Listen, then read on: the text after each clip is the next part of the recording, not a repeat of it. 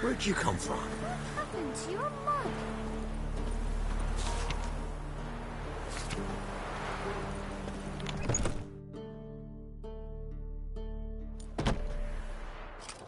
Geralt of Rivia. Ha! Sit with us, Witcher. Found your message on a notice board. You see, Palmerin? I told you. The griffin at White Orchard. I knew that were we only to follow the tracks of its slayer, we would in the end find Geralt.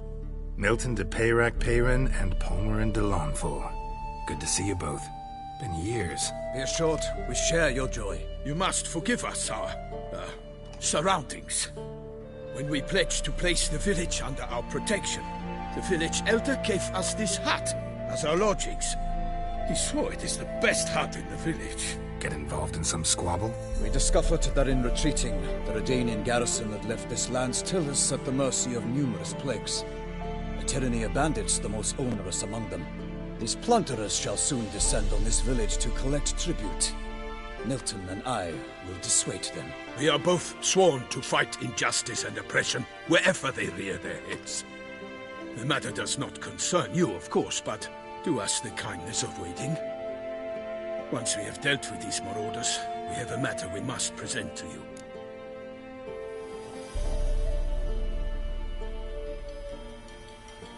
So, plan to go out and meet the bandits when they arrive? Fight them? Palmerin wishes first to appeal to their sense of decency.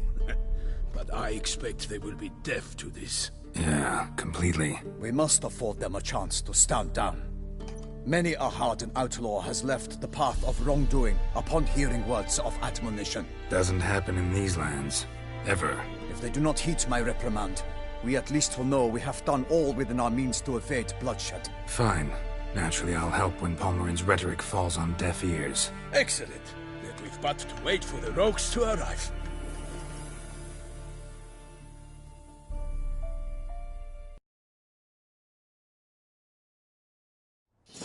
They're coming! Hear that? Your bandits have arrived. Let us go out to greet them.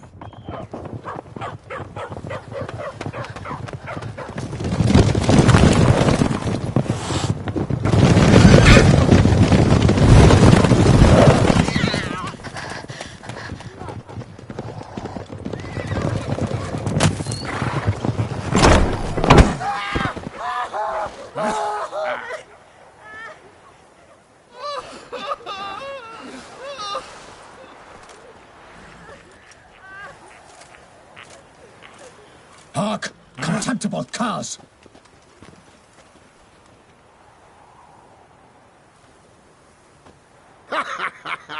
He mean us? I, Palmerin de Lawnfall, call upon you to repent. Set your hearts. Do you not see that they are blackened?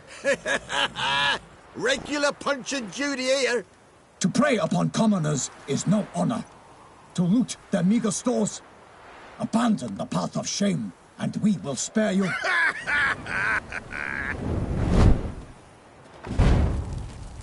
Right good jest, that. Had us a laugh. Now, fuck off before we lose our patience and you lose something else. Nay, wait, Zorg. These lads are lark. Mayhaps they know some tricks. Oi, players! Can you toss balls all loopity-like? Or do that thing where one spits fire while the other farts? Noble Palmerin's giving you a chance. Now I'm gonna give you some advice. Do what he says. Or what? Or you'll find yourself fighting knights errant in the pay of the Duchess of Toussaint. And they eat scum like you with their morning porridge. There's 3 of them. 2 turtled up in armor. We'll come back later. Some wench sent them. Folk will say we's afeard of wenches and jesters. Ooh, insulted the Duchess. Not good. Indeed, we cannot let the affront go unpunished. I swear upon the Heron you will pay with your own blood! By the crane, villains, ready your arms!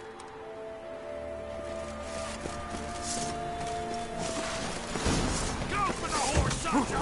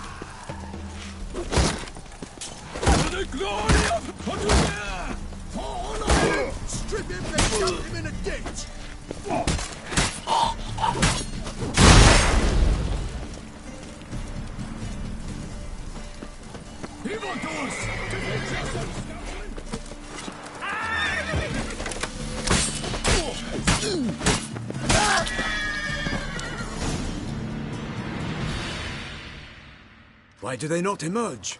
It is over. We have banished the scoundrels, lifted oppression's yoke from their lives. Warned you it'd be like this. Fear you as much as they did the bandits now. Sorry, no fanfares and flowers. You're not in Toussaint. It is true what folk claim. In the north, no noble deed goes unthwarted. It is time to go home. And we shall, my friend. Come, Geralt. It's time we delivered our message.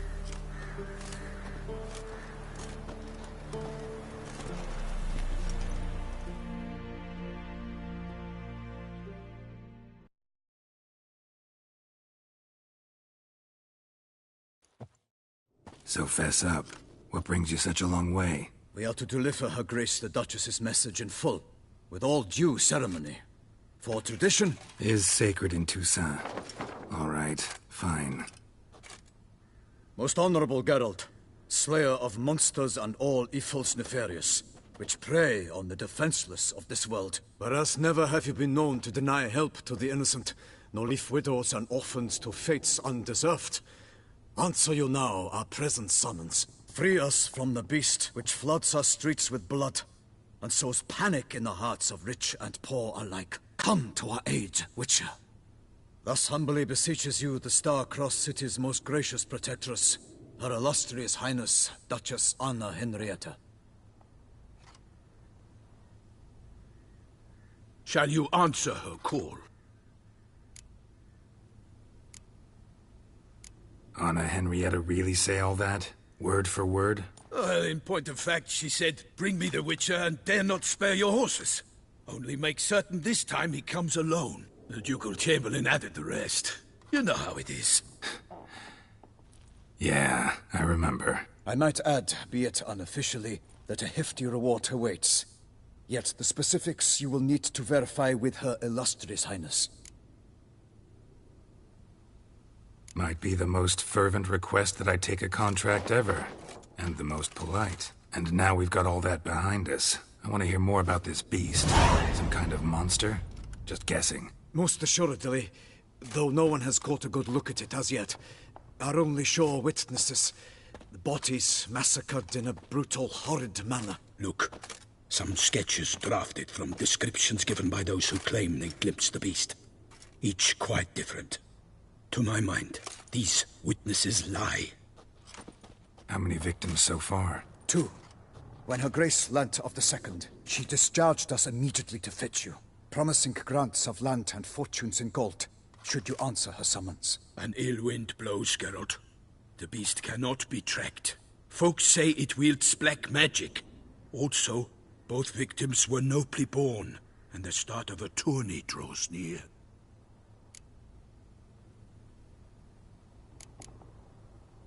Beast wields black magic?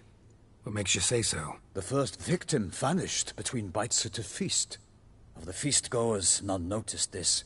They saw but an open window, then heard desperate cries from the street below, where a corpse had just been found. The second killing, similar. A night in a locked room. Servants all about the house. Guards all around the estate. Yet the beast somehow got him out, dragged him to the town square, and killed him there. No one saw, nor heard a thing. We have no fear of creatures against which sword and shield protect. But of this beast, nothing is known. Save that it cannot be traced, kills effortlessly, and with no rhyme or reason we can discern. Anyone tried to hunt it? Knights errant, for example? Ha! Many have tried.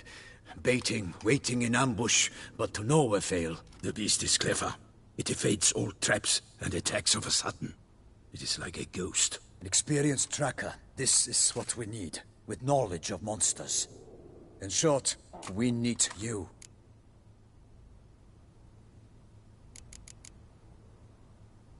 Mentioned a tourney. Why doesn't the Duchess just call it off? Simply, it is too late. The guests have arrived.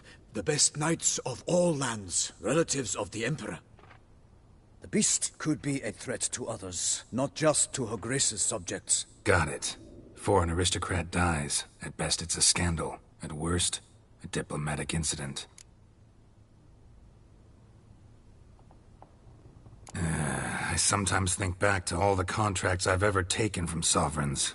Can't name hardly any where I came out ahead. You cannot be thinking to refuse. No.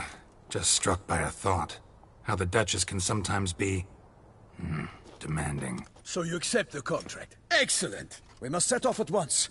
We long wanted this land searching for you. Yet time is of the essence. Ready to go, soon as you're packed. Then post-haste to Toussaint. To Toussaint!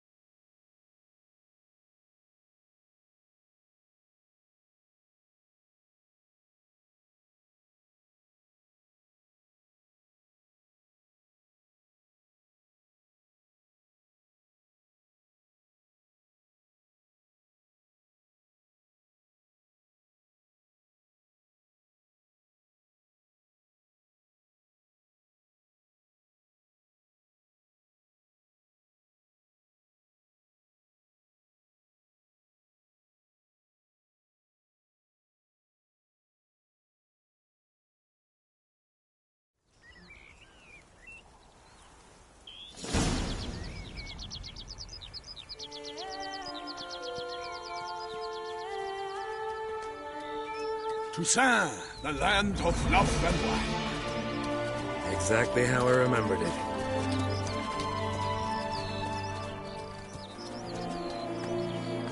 You will find Beauclair's changed some these past years. Walk about when you have the chance. You will see for yourself. To me, place always seemed straight out of a fairy tale. Knights errant, elven palaces. You insinuate that we are somehow odd? I shall prove you wrong. This I pledge on the Heron!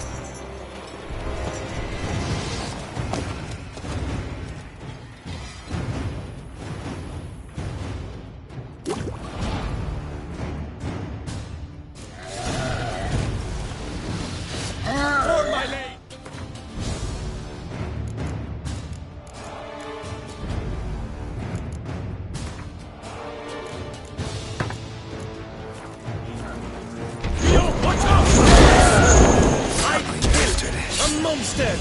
All for one, one for all! Perish, harlot brutes!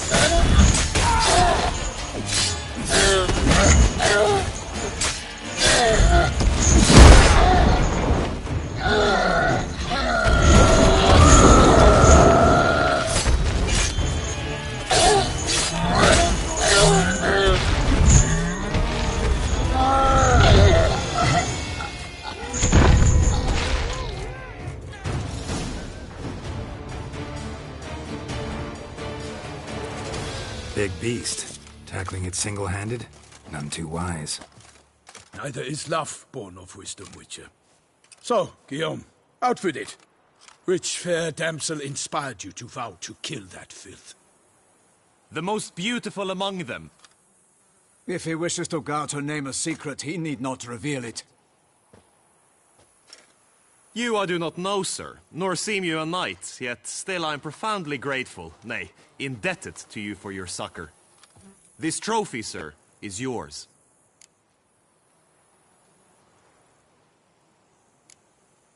A giant this close to human settlements?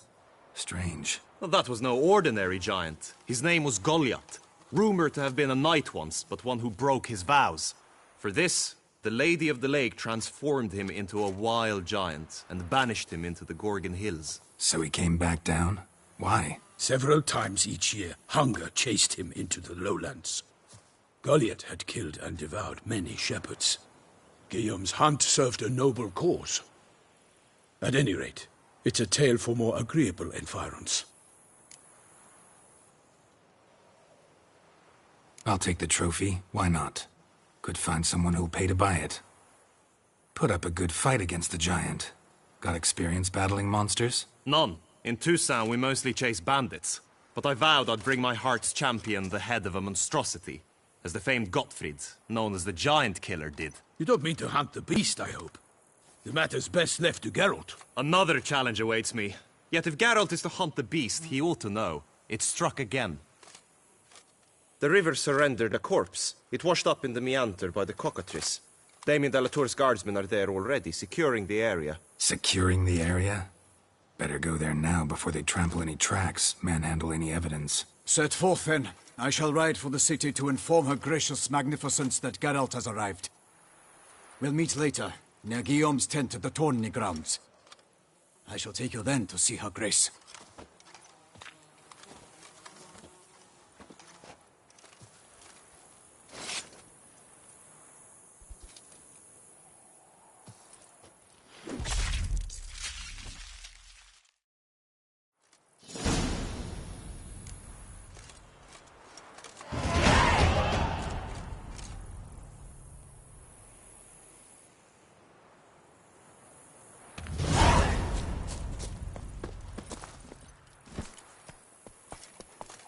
Come on, Roach.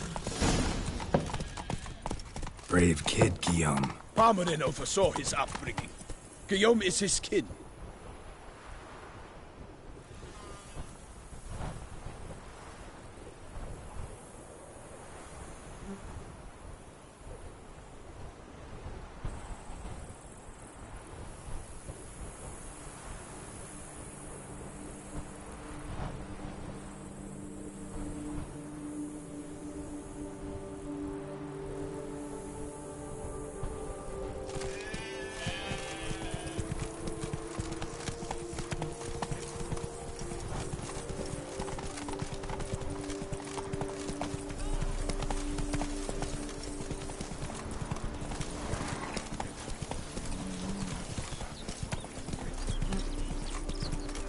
Can't get used to the way you knights talk, especially how you switch.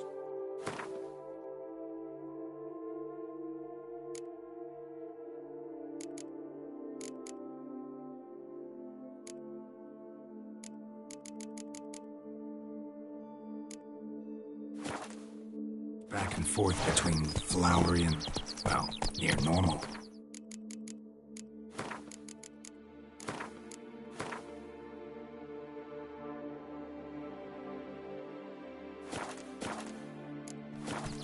We are knights errant. in the service of her gracious magnificence. When we appear in her name or speak on her behalf, we are bound by tradition.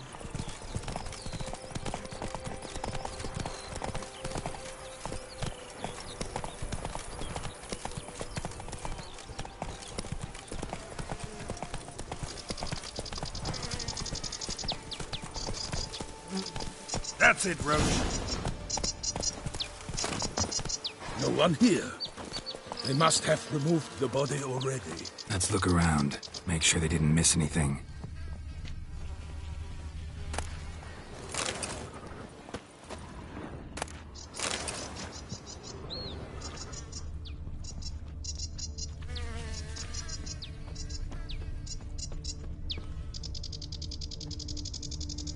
Hobnailed boots, multiple sets of prints. Ducal guard, clearly. Let's see where they went. Walked along the shoreline. Perhaps the body lay on the bank.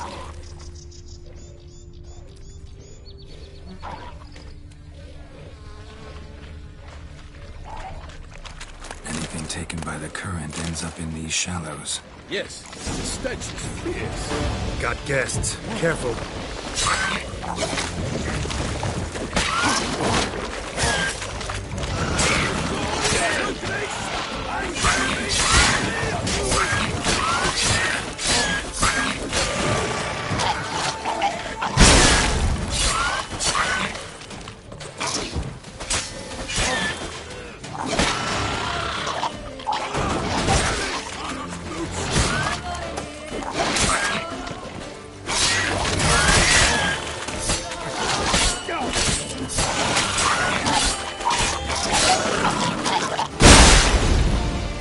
Drawn here by the smell of blood.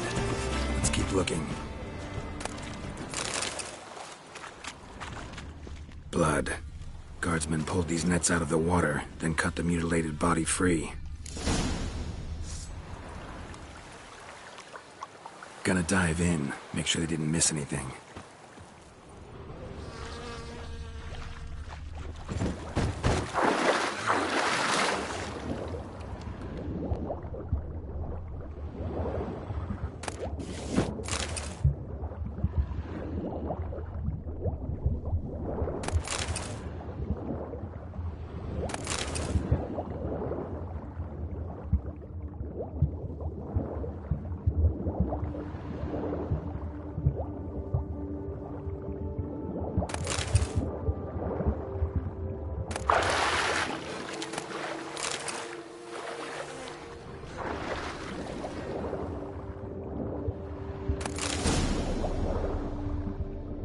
Silk kerchief, monogrammed DLC.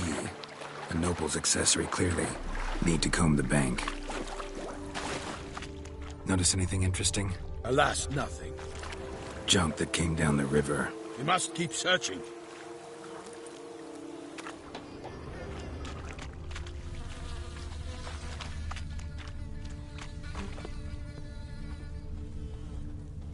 Junk, junk, and more junk.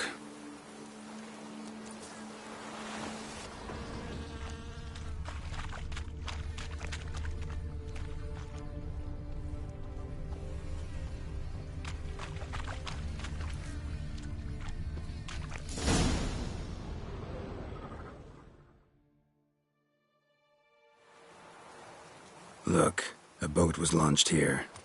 Guardsmen must have loaded the body parts onto it, taken them somewhere. Need to find out where. I'd like to look at the corpse before it starts to decompose. The inn. Its patrons must have seen the guardsmen, which direction they took. We should ask there.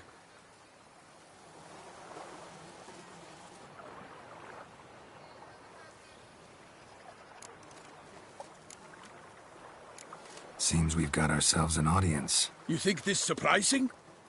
The locals will tell the children of children they do not have yet, of the day a quartered corpse was pulled from the river. One thing. Found a handkerchief in the water. Monogrammed DLC. Mean anything to you? Delacroix? It cannot be. Was it he the beast slew? Seems so. Knew him well? Long past. We were close friends once, but our paths diverged. He was a man of extremes, standing by his companions, no matter the odds. Fighting his foes to the bitter end. Foes?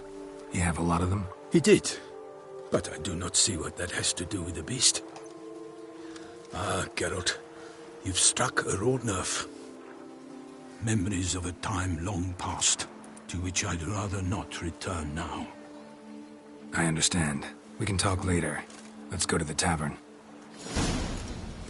I shall have to leave you soon. Return to court. Barely got back to Toussaint. A knight in the service of Her Illustrious Highness knows no rest. In fact, I'd feared I would return too late to fulfill my duty. Yet it seems I've arrived in the nick of time.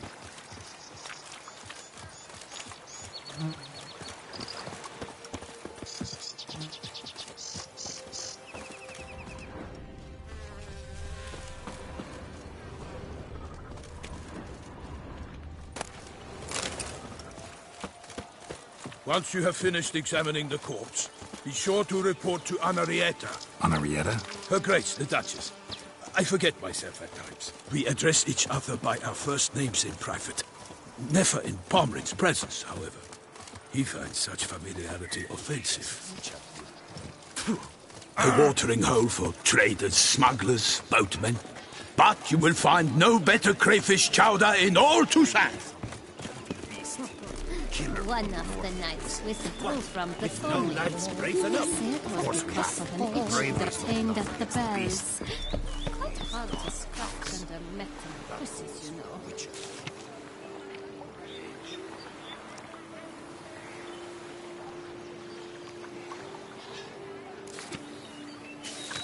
Ducal clerks looking for help. Could be good coin to be made.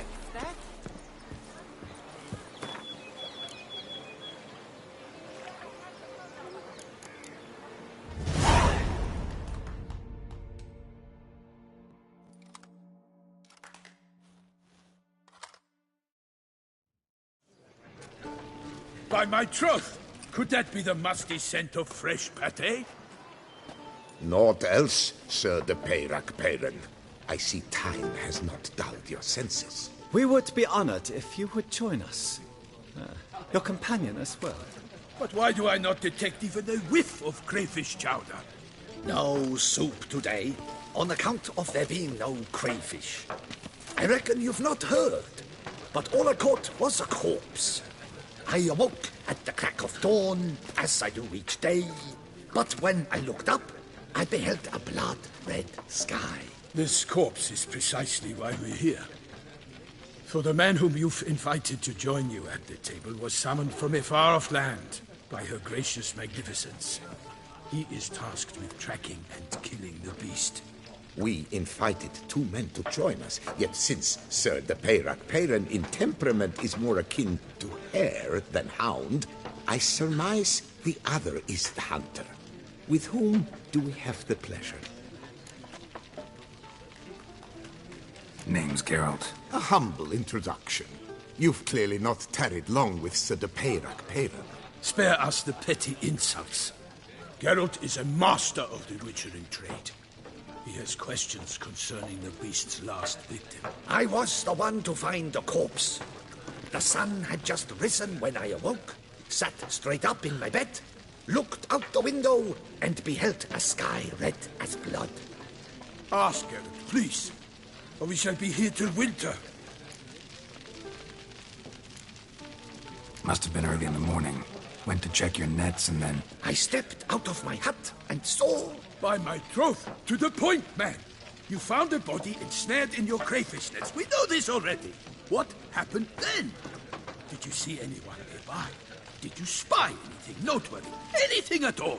Not a soul around, just me. As for noteworthy... well... What did you see? But be warned, if I hear the sky was red again... I saw a head bobbing, eyes bulging, the tongue blue and popped out. Next to it, a hand rocking upon the water. Get a good look at the body parts? They gave me such a fright. I bolted to town fast as my legs would take me, then returned with guardsmen who told me to keep out of their way. They had a hard haul. The parts were so tangled up in my nets, they were forced to cut them. Need to examine the body. Know where they took it? They ferried it across, then loaded it on a cart and hauled it to a cellar at Corvo Bianco to keep it cool, see? What? Why, Corvo Bianco is Baron Russell's estate. When he learns they've turned his cellar into a morgue, he'll set his hounds on them. While you were gallivanting about the north, his vineyard was auctioned off. Who was that? Woman who just left. Didn't see her before. Didn't notice her walk in either. Doubtless Linnis, the innkeep's daughter. But hold, Geralt, because this is an outrage. Russell's vineyard was auctioned off? Inconceivable. It is no secret the Baron had gambling debts up to his ears. It finally came time to collect. His creditors auctioned off his property. The Ducal Chancellery bought it, in fact. Russell now bunks with his brother in Vicofaro. I told Russell he'd get his comeuppance. How long can one throw on past heroics? His creditors must finally have defined that his promises meant nothing. Such are the times. Today's knights are pale shadows of the heroes of yore. It's true what they say. God sent the beast to punish us for straying from the old paths. So folk think the beast's divine punishment. Knights have turned their backs on the old customs.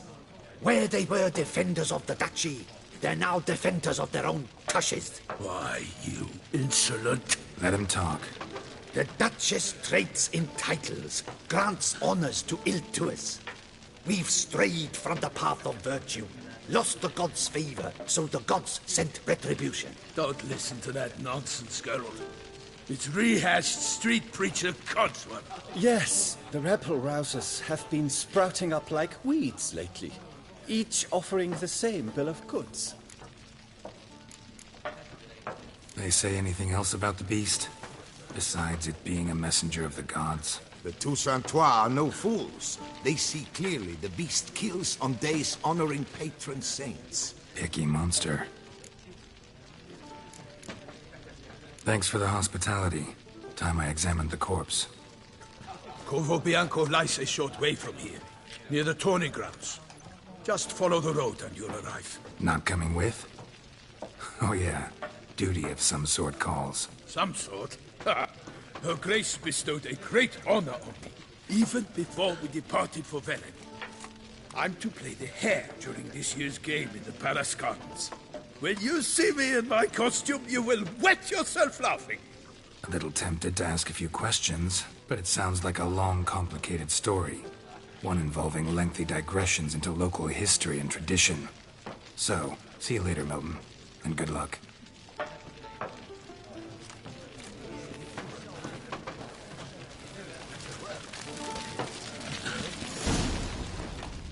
Oh, dear fellow, with a fissock like that, you must have your pick of the ladies.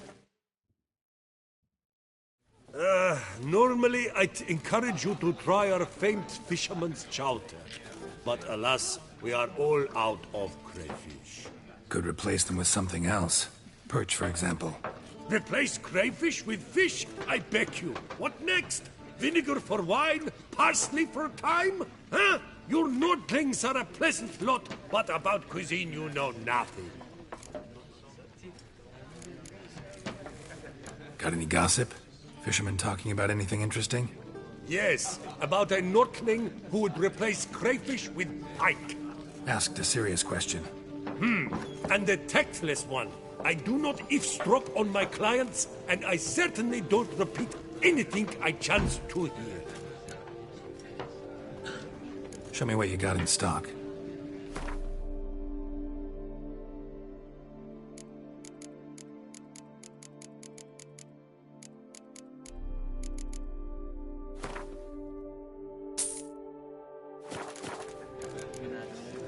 Thanks. So long.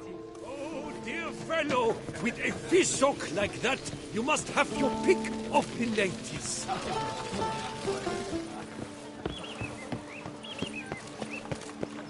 Ooh!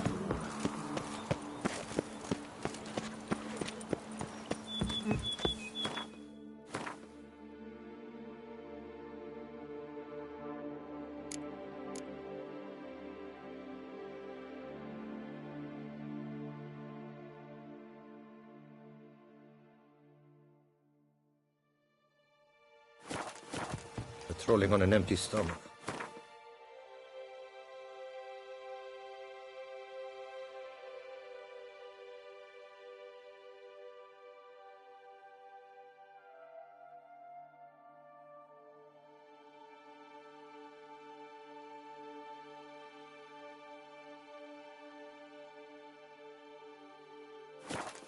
Dreadful.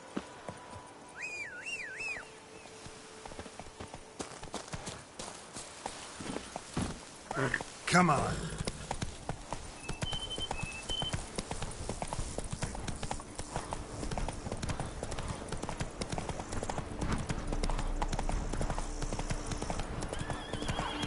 Sounds of a fight. Have to hurry.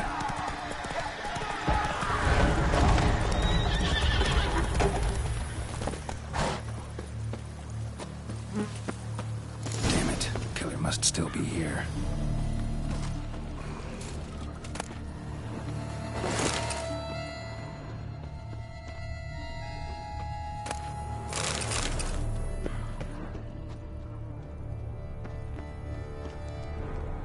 Busted ribs, blood from the ears. Took a solid hit.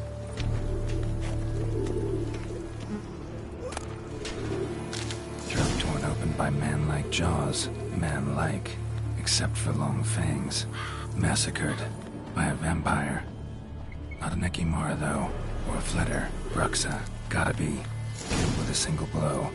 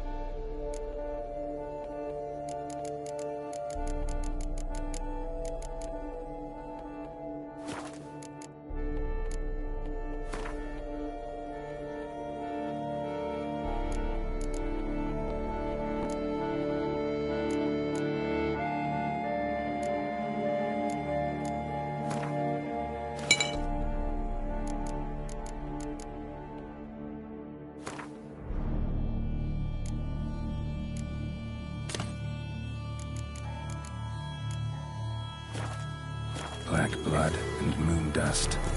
Could be lifesavers. In the cellar, gotta be. Footprints. Small, bare feet. Lead deeper into the cellar. Fell down the stairs, broke his neck.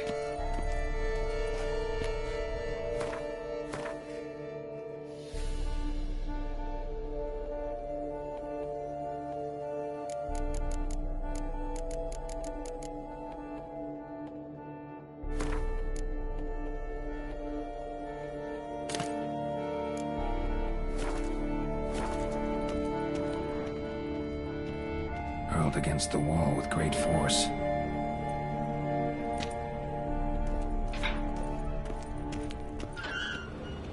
Used this to batter down the grate.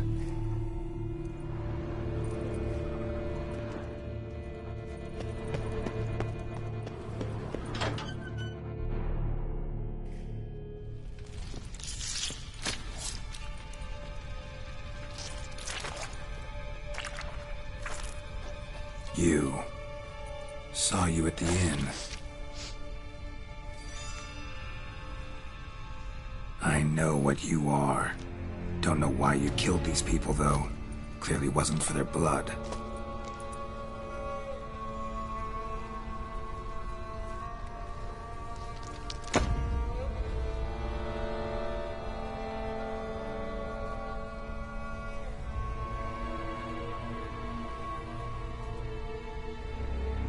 We don't have to fight.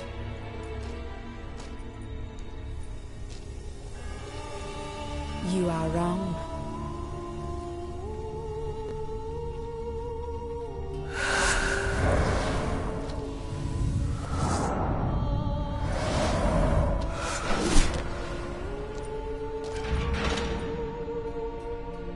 I cannot let you leave.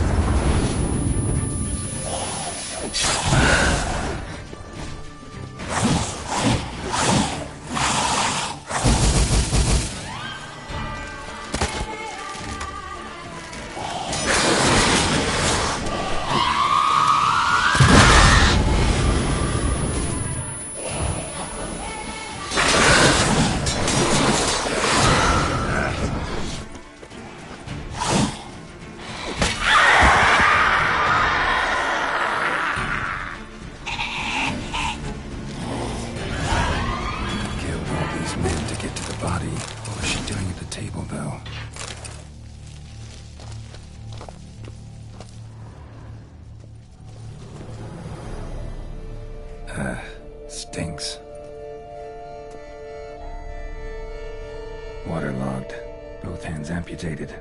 Body was quartered just as I thought.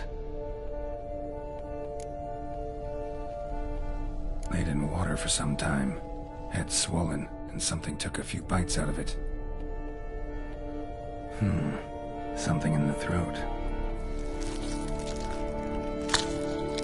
A pouch, bulging with coins. Nilfgaardian florins, from several different provinces. If the murderer did this, means we're dealing with a sentient thinking beast.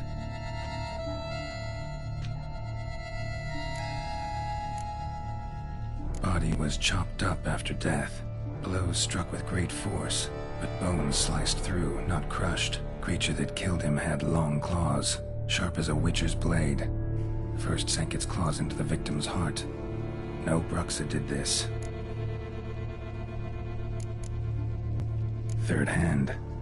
A spare? Except it's clearly not the victim's. Guardsmen must have not noticed it as they picked everything up. How's this possible? Still warm. Blood still flowing? Several monster species can regenerate. Never heard of that happening to their severed limbs, though. Or of their limbs seeming completely alive after so much time. Examine the tissue more closely later. Might learn something.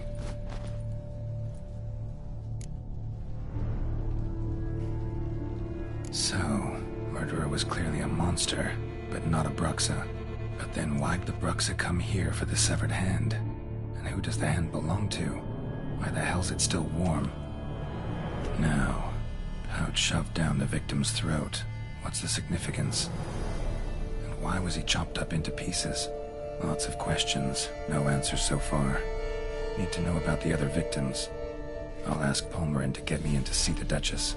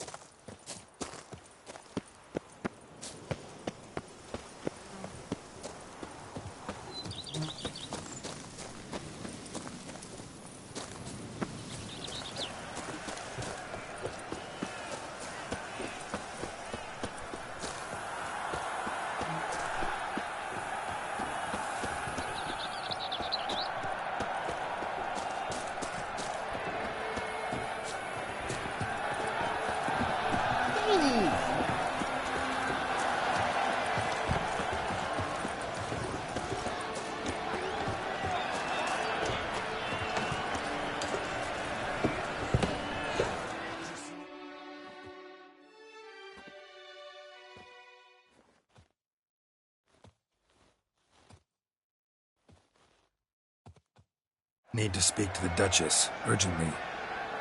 All right, you scamps. Story's done. Go find your parents. But Sir Palmerin, what about the story of Rittik and the dragon? A tale's for another time.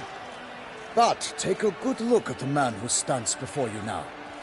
This is Geralt of Rivia, the master witcher who lent his valiant hand to the defeat of the giant Goliath. Master Witcher, is it true virtue always trumps villainy?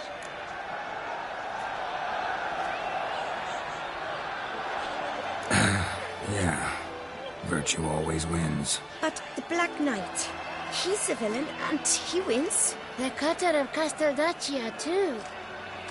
Moral victory, that's what counts. Rubbish. Now, that will do for questions. Go find your parents. Her Enlightened Highness has doubtless arrived at the tourney grounds to watch the battle in the arena. If we hurry, we'll be in time to speak with her before the spectacle begins. Lead the way.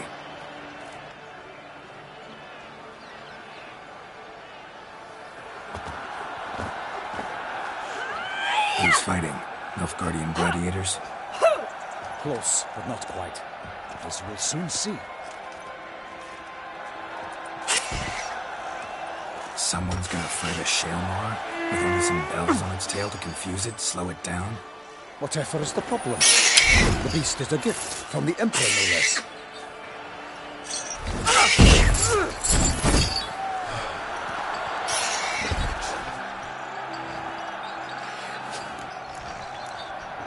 Shouldn't torment the beast. How would you like to be dumped in an arena, blindfolded with a string of bells dancing in your ass? Pity a monster. You, a witcher. I slay monsters who are a threat to humans. You're out to humiliate one to entertain a crowd. No knight will gain any glory from this.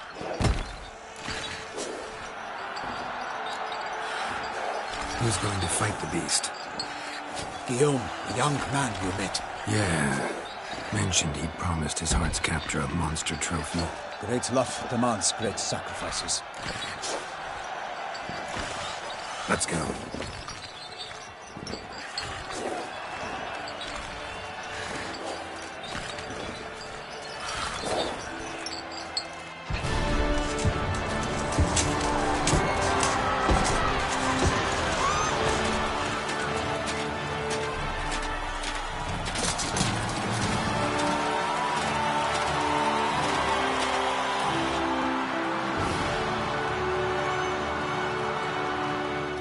I dedicate my imminent victory to fair Lady Vivian.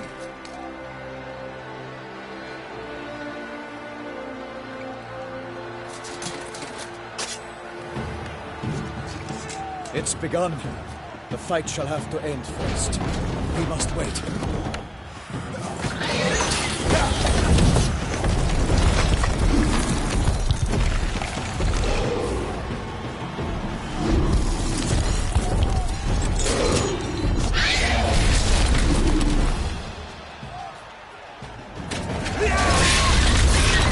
Got a bad feeling about this.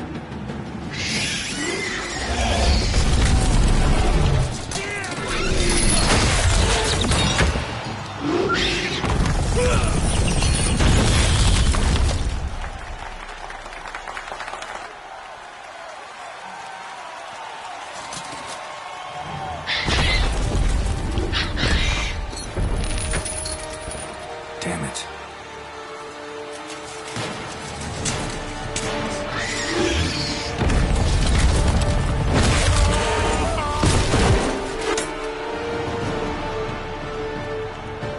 We have to help him.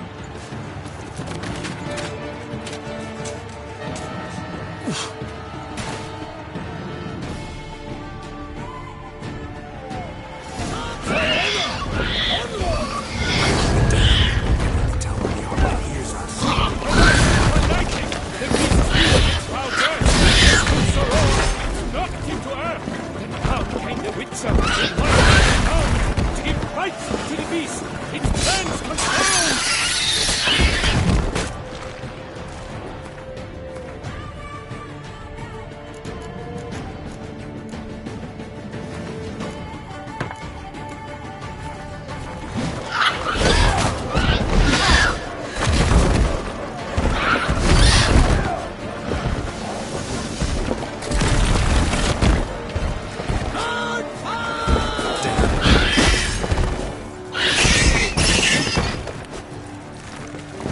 Not good.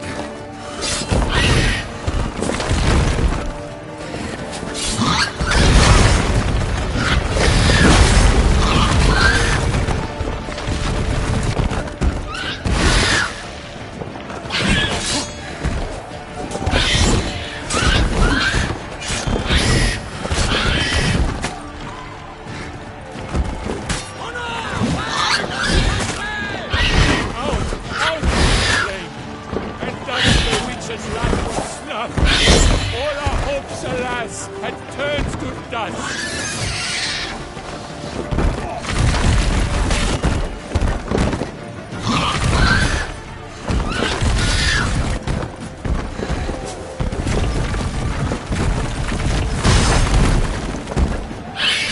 You like that silver?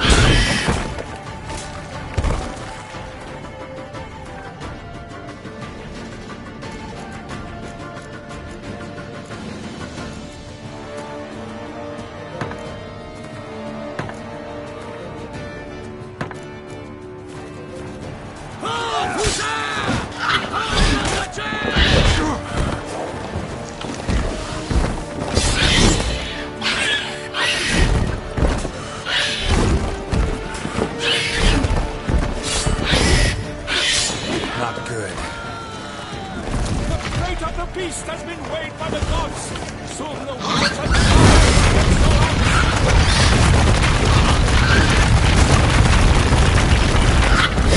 drink up the ocean and set fire to the woods. For nothing has struggled and come to any good.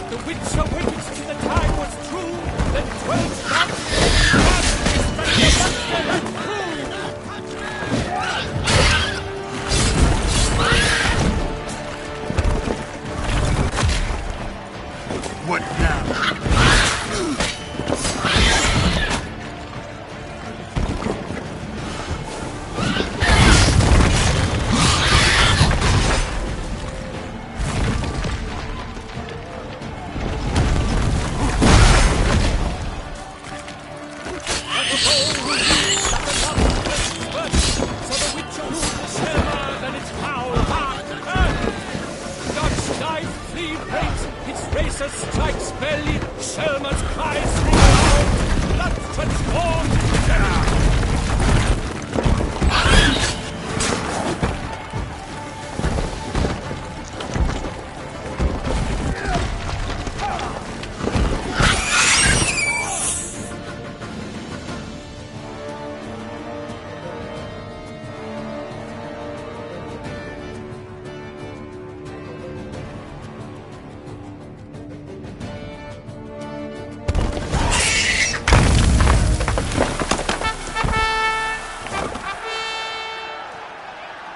The Selma lies dead by Geralt of Rivia, master of the witchering trade. Behold, as the last gasps of life seep from the beast.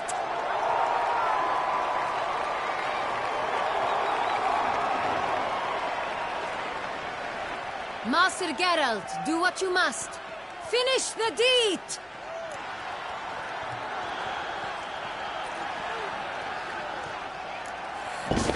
It's suffered enough.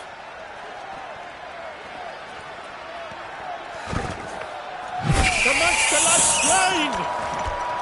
The fight is done! Praised be the victors!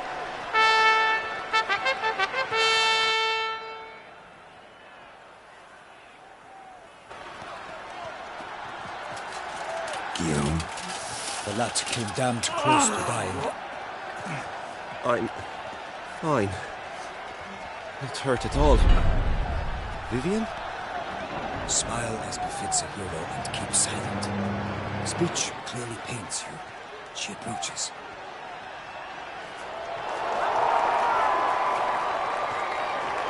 Geralt, we must talk. Vivian. You shall talk later, in the medic's tent. Geralt, magnificent, breathtaking. Your Grace. We knew that to summon you was a brilliant idea. We are delighted, ravished to have struck upon it. And I'm truly honored. See to our young hero. Hop, hop. For we must make off with Geralt. We should talk. We had been long awaiting your arrival. Had nearly lost hope. Then suddenly, that entrance, so spectacular.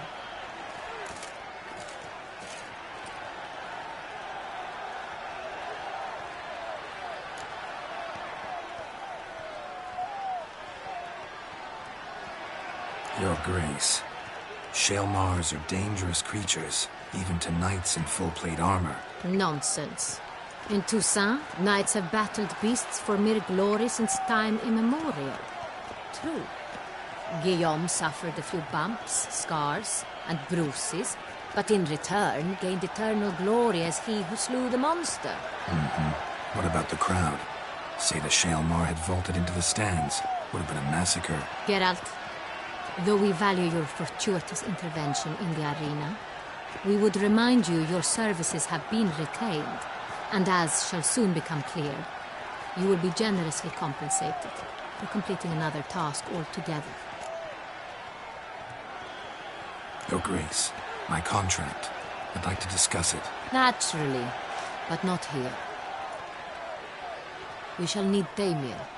He led the investigation pending your arrival. But whatever could he be?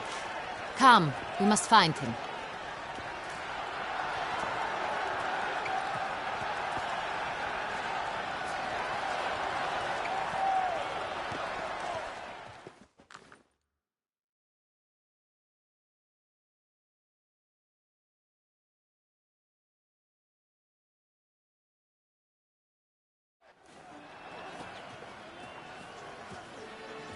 Tell us, have you come alone?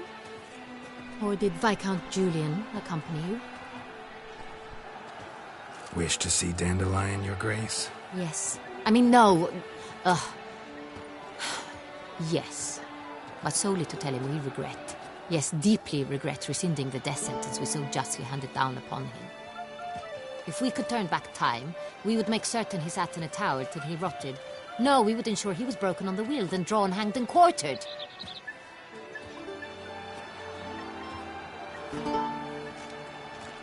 Ah, the very man we would entrust with these tasks. Damien de la Tour, captain of my personal guard. Your Grace. Witcher. Greetings. Sorry to have to tell you, but the guardsman handling the last victim's body... I know already. The creature in the cellar of Corvo Bianco. Was it the beast? No. A Bruxa, a kind of vampire. Not the beast, but tied to it in some way. You know this how? Through careful analysis of the evidence, both on the riverbank and at Corvo Bianco. Do you mean to insinuate the investigation thus far has been sloppy? Geralt insinuates nothing of the sort. We must listen to him attentively. I examined the body of the beast's last victim. Might have found something. Need to analyze it. A quiet place, that's what I could use most right now. And maybe the help of an alchemist or a mage. Also like to hear all you know about the previous victims. Take it Sir de la Tour is my man for that. Firstly, call me Damien, please. Secondly, you should know I spoke against summoning you here. I've heard much about you. You bring trouble, or thus far have, always. And we've enough trouble as it is. Yet we are capable of defeating the beast on our own, without an outsider's help. I've no doubt about it. Damien, we settled the matter of the Witcher's employ some time past. Definitively. Since you have broached it nonetheless, let us discuss Geralt's pay. Are the legends true?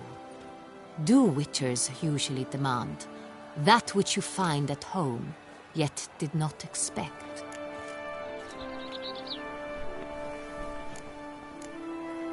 Not quite, Your Grace. Law of surprise, it's something we invoke at times, but rarely. Usually we just take gold. Disappointing. This law sounds rather romantic. On the other hand, on returning to the palace, we would likely find impatient petitioners or a set of sample fabrics for a new dress. Poor rewards, both. I fear you'd not have much use for any of the surprises we are likely to come upon. Thus, we've decided you shall receive the deed to a vineyard, Corvo Bianco, and the sum of coin. You will doubtless consider this adequate. Title to the vineyard shall be given to you at once. Surely you'll need lodgings while you hunt. The coin, however, will be yours only once you have slain the beast. Lovely, generous gesture, Your Grace. But Corvo Bianco, isn't it the Duchy's temporary morgue? Is it now? The Chancellery's bungled things again, we fear. Not to be left unsupervised for one instant. Yet, in its mood, a morgue should present minimal problems to a Witcher. What's more, nothing enhances a wine's reputation better than a grim legend. Thank you, Your Grace. I accept the contract, of course. But as I said before, I'll need some information. second murder. Tell me what you know. In the city, there are certain nooks. No one reasonable ventures there after dark. Ramon Dulac's corpse was found in one such place. With the first murder, terror gripped the city. Its inhabitants grew wary, kept to safe areas. Consequently, news of the second victim came to us from a group of concerned cut-purses. Criminals fear the beast? Telling in a way. Take it you've excluded the possibility that Ramon died at the hands of these bandits. Do you believe me an amateur? Not hands, but claws killed Ramon Dulac. The wound was deep, clean. His body was found in the gutter, dressed in nightshirt and cap, a pillow placed under his head, and his sword replaced by a bed warmer. Ramon Dulac, a knight who but a dozen years past was an advisor to our father, the Duke. Someone went to a lot of trouble to make him look ridiculous. Maybe revenge was the motive. It's not out of the question. Dulac had shady dealings with the criminal underworld, but no one ever came forth with concrete proof of any misdoings. How'd it start? Who was the first victim? Crespi was the first to die. He was famed once for his many glorious tournament victories. Then he grew old, hung up his sword, and took to winemaking. Crespi was not loved by the wine merchants. He was ruthless in business and thought to cheat many a time. He asked us for a dispensation from all court ceremonies. We did not grant it. We could not. Once you've taken the oath of a knight, you remain a knight till death. How'd he die? Where'd they find the body? Quite unusual, the circumstance. He was at a feast when suddenly one of his fellow feastgoers noticed he was missing. The town watch found him an hour later. On his hands and knees, propped against the town pillory, his sword hanging from his neck. He had died of wounds inflicted with claws, not a weapon. Blows of great force. So he died suddenly, but the body was on its knees, meaning someone posed it. So it seems. So, first two victims were knights, best years behind them. The same could be said of the third. Sir Delacroix was wont to claim that in modern times knights face new challenges, enterprise being the latest addition to the chivalric virtues. He made a veritable fortune in the grain trade. Palmerin even nicknamed him Sir de la Stinchi. Found a coin pouch on his body. Contained florins dating from various times, hailing from different provinces of the Empire. Delacroix loved coin, true, but had no patience for numismatics. Lots of similarities between the victims. All the bodies were found in strange places under extraordinary circumstances.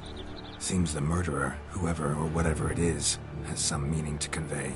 These were honorable men. We are horrified by the disdain, the disrespect with which they were treated. These were knights of Toussaint. Blast it. Might be the point. From what you say, none was a model of virtue. Ever considered that's what the beast's trying to draw attention to? All the murdered men were knights who swore fealty to the 5 chivalric virtues. And even if the... Knights of Toussaint swear fealty to what virtues exactly? Honor, wisdom, generosity, valor, and compassion. 5 virtues. Why are they so important to your knights? Strange question. Your Grace, forgive me. I'm a foreigner trying to understand another land's customs. You are forgiven. According to legend, the virtues we cultivate were bestowed upon us by the Lady of the Lake. How we truly came to espouse them, none remember. In Toussaint, we believe men of low birth should be simple-hearted and obedient. We expect much more, however, of our knights. They are to be soldiers and courtiers, lords and servants. Thus, the need for clear moral guidelines. At the time of his dubbing, a knight vows to demonstrate throughout his life honor, wisdom, generosity, valor, and compassion. Beast seems to be pointing up moral decay, denouncing it. Victims were all humiliated. Might have been murdered to emphasize their lack of specific chivalric virtues. Honor compromised by the pillory. Wisdom by ridicule. Generosity by a coin pouch shoved down a throat. It seems to fit, true, though not perfectly. Can't discount the theory if it's on the lips of everyone in town. Say our reasoning's right. Next murder will be just as showy and denounce the victim's lack of the fourth virtue, valor. We can also assume that victim will be an elder knight. Let's think. At the moment, all the knights are either at the tourney grounds or in the palace gardens. Our annual hare hunt shall begin there shortly. Have you heard of the custom? Milton mentioned something. Seemed excited to prance around in a bunny costume. Not sure why. Hang on. Strange circumstances. A knight advanced in years. The famed cowardice of rabbits. Could it be that simple? Is Milton de Peyrac-Peyren the next victim? Milton also knew Delacroix. Told me so down by the river. Damien! To miss something so obvious. De Peyrac-Peyren, Crespi, Delacroix, and Delac formed a knightly team. It was years ago, but... They were a team? They were close friends, tightly knit, and as such earned the trust of our father, the Duke. We often witnessed him turn to them with delicate matters. Later, their paths diverged. Unlikely to be a coincidence. Beast must know it too. It's a lead, I'm sure.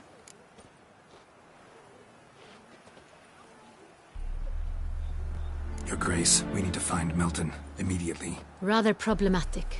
You see, the garden entertainments are due to start, and he's disguised as the hare, hiding somewhere, waiting for some tipsy courtiers to find him. The hare's hiding place is a carefully guarded secret. We must call off the game, at once. First and foremost, we must remain calm. Damien, order the garden searched immediately, but discreetly. By no means can we disrupt the festivities. Panic will only incite the beast to strike sooner.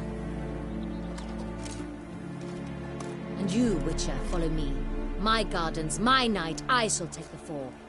A murder is out of the question. I will not allow it. Not near my palace. Horses? Ready our horses!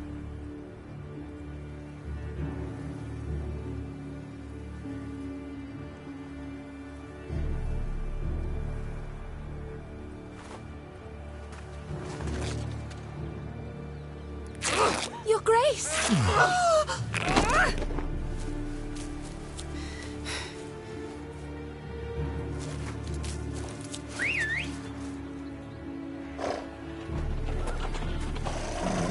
What the hell?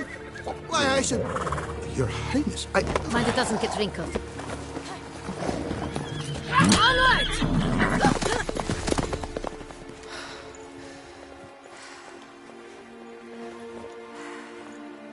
Hey! That is silk! Be careful! Give it to me!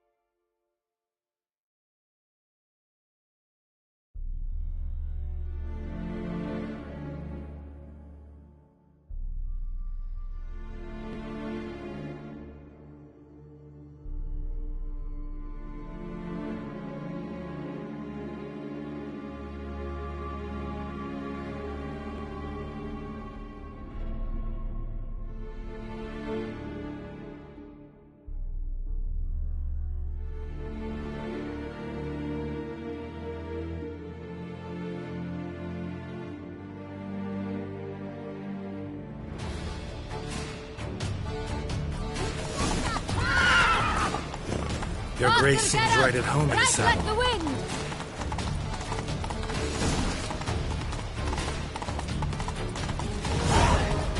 Clear a path! Clear the way, I said!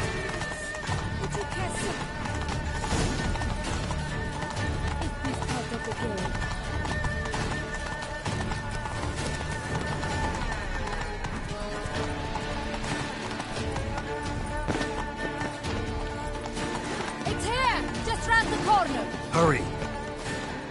We must go to where the game is being held. The participants must find a unicorn's horn, a golden fish, and a phoenix egg. With these in hand, they can deduce where the hare, Milton, hides. Mean we need to find those things too? We've no other option. But time is of the essence, so we shall have to break the rules.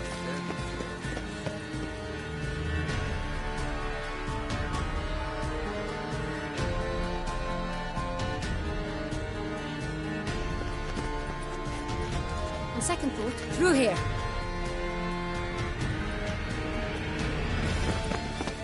I shall show you where the hunt plays out. Then we will split up. You will get hold of the unicorn horn and the golden fish, while I nab the phoenix egg. That will be quickest. Golden fish. Do I need a rod or a net? Please, Geralt. It's not a real fish. Look there, towards the water. See the lights? The hunters are trying to hook the fish from boats. You must simply dive in and find it. The unicorn. How do I catch it? It's terribly skittish, true, but I'm sure you will find a way to earn its trust. It runs around, over there, look. The golden fish and the horn both contain things or clues that will help us find Milton. Once you have fish and horn, find me among the other phoenix egg hunters. All clear? Then let's get to it.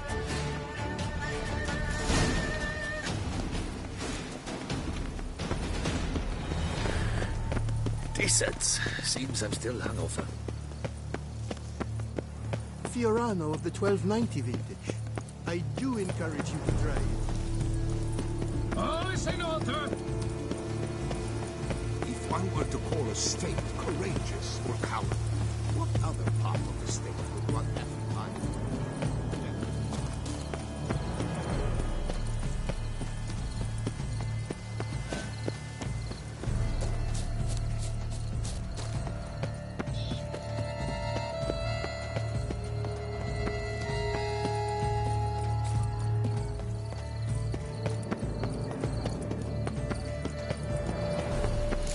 Fish should be easy to spot once I'm under. Must be golden. Do you think I don't smell positively useless? She can't possibly see what. What the blazes? Did someone just dive in the water? Perhaps that's the way to do it. Sure, if you're a peasant.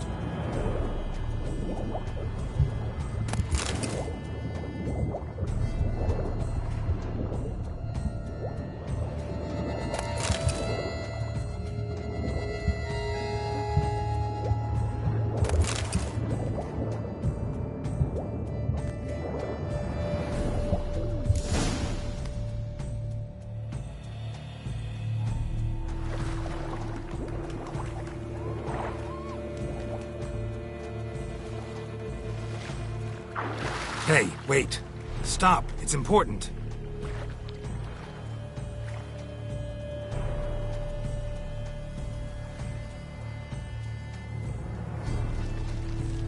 King Cormorant, sire, accept this offering we bring.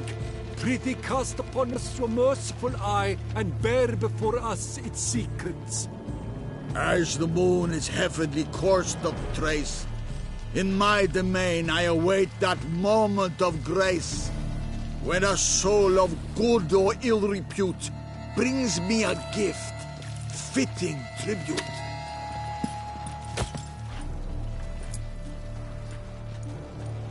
A key. Why, you bomb-boxed wretch! This ruins the game! Disgraceful.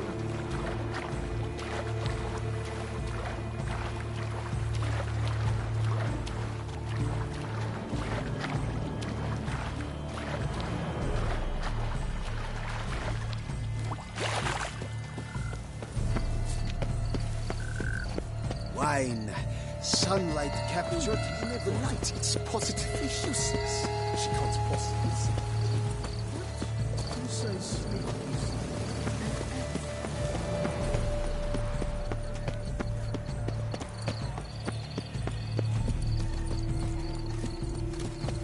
A fruitful hunt to you, Richard.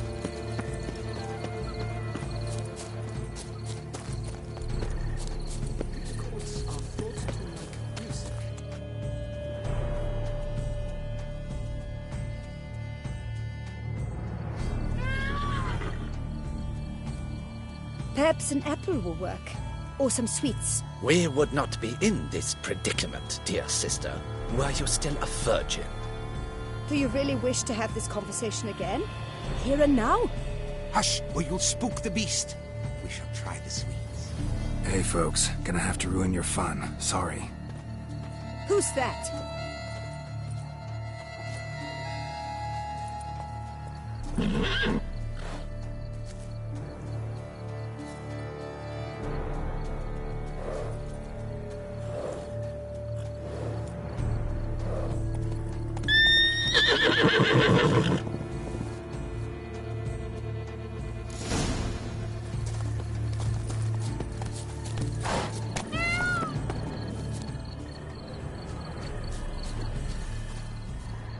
Cold game's not likely to tempt a unicorn.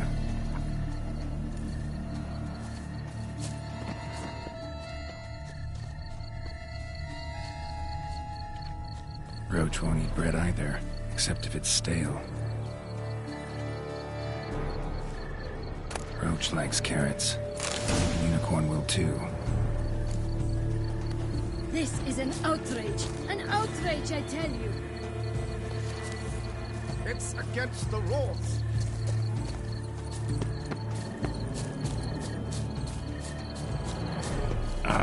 Almost had it.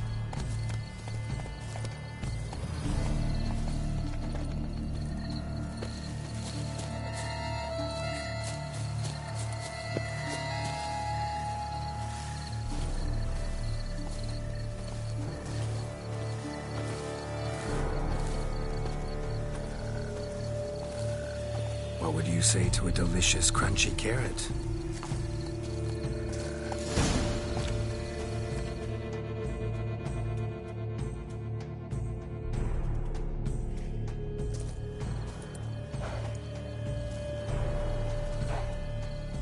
Easy.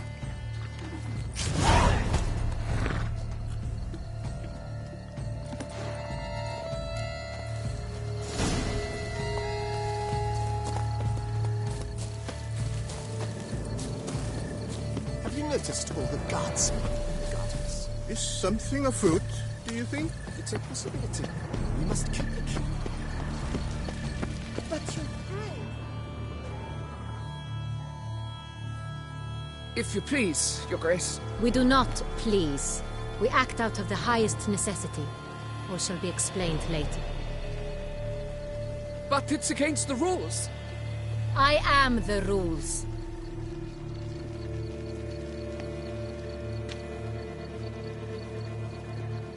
Geralt! At last. Got a key and a clue. And I've another. Show me yours. Who wrote this drivel? I begin like a crone, hollowed out with ease, then end like a mouse, with a head of hard cheese.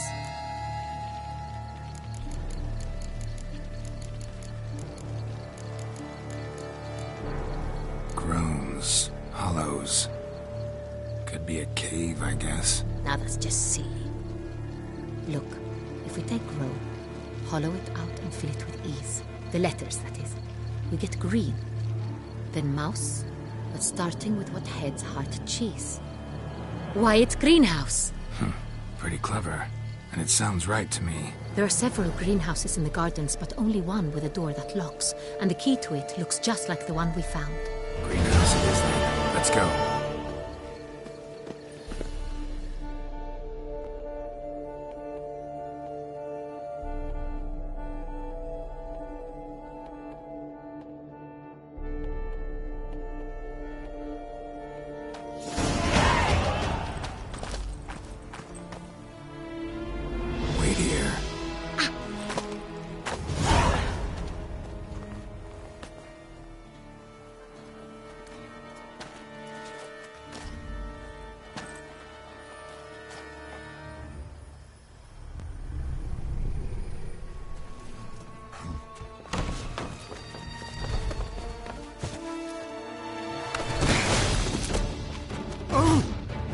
Bunch?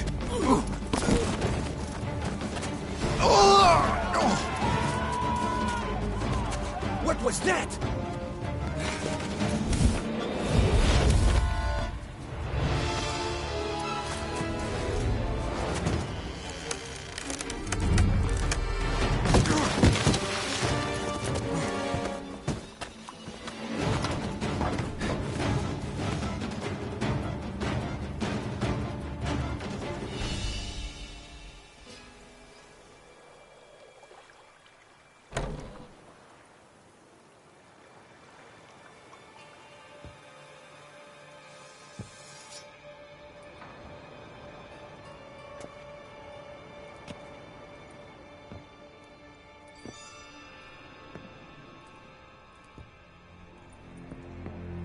I'm here.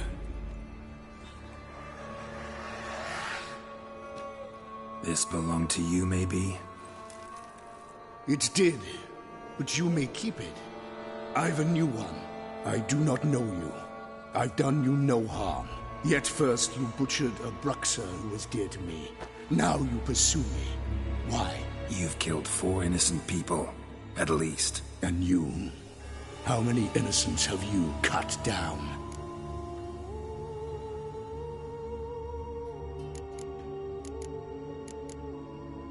I don't kill innocents. Murderers, though, you bet. I'll soon be done. I've but one left. And you, should you not stand down. And once you're done, intend to leave? Go kill somewhere else? No. I intend to live. Happily ever after.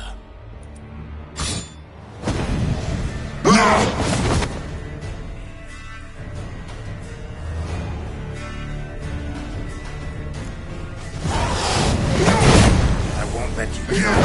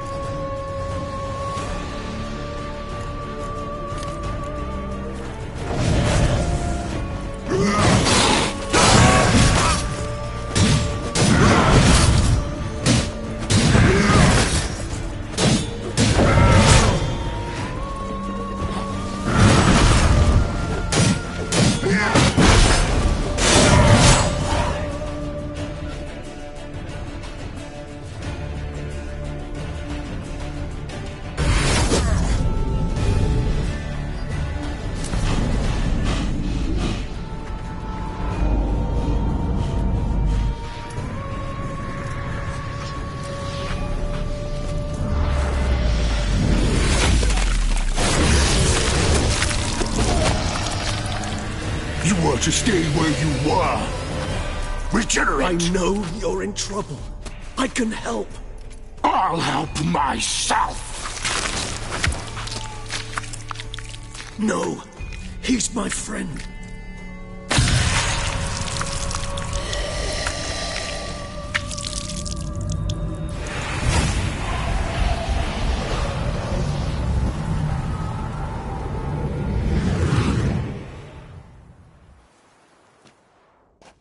Yes, Geralt, it's me.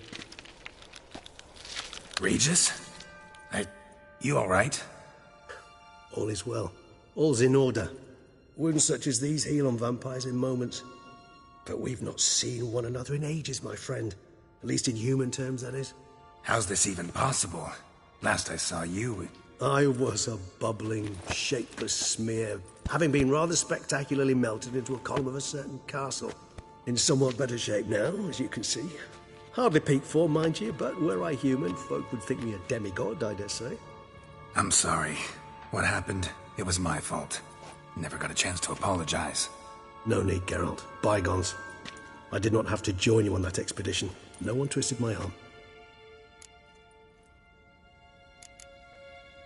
Miraculous regeneration. How do you manage it? I had help. From the one you hunt. Him? How? And what have you been doing all these years? Not the time nor place for such stories. I suspect we'll get a chance to speak at ease and at length later. Now, however, we must deal with the reason that brought us both here. So you being here, it's no coincidence? Your powers of deduction seem to have waned not one bit. I'm happy. I came here for Detlef. I fear he's become entangled, landed himself in serious trouble. So that's his name. He's your friend? You might call it that. Though Detlef is... how would you humans put it? More bestial than I am. But not to worry. I'm working on him. Haven't exactly done a great job with that. He's killed one knight since I got here. At least 3 others before I arrived. For good reason, I'm sure. Understand, Detlef is not some decadent shit who kills for sport, or to assuage a dryness of throat or a dullness of mood. So in your opinion, what are his reasons? Precisely what I wish to find out. And then I will convince him of the error of his ways. Got a lot of faith in the guy. Despite appearances to the contrary, you two are quite alike. You've both noble hearts, yet you both are wont to perform ignoble deeds. When circumstances force you to, of course. Remember the year 964? That was 3 centuries ago. Blind fear gripped Rivia, Lyria, and Spala. Women and children were dying. Their mutilated, dismembered corpses littered the fields. Brute of Lyria. Read about it.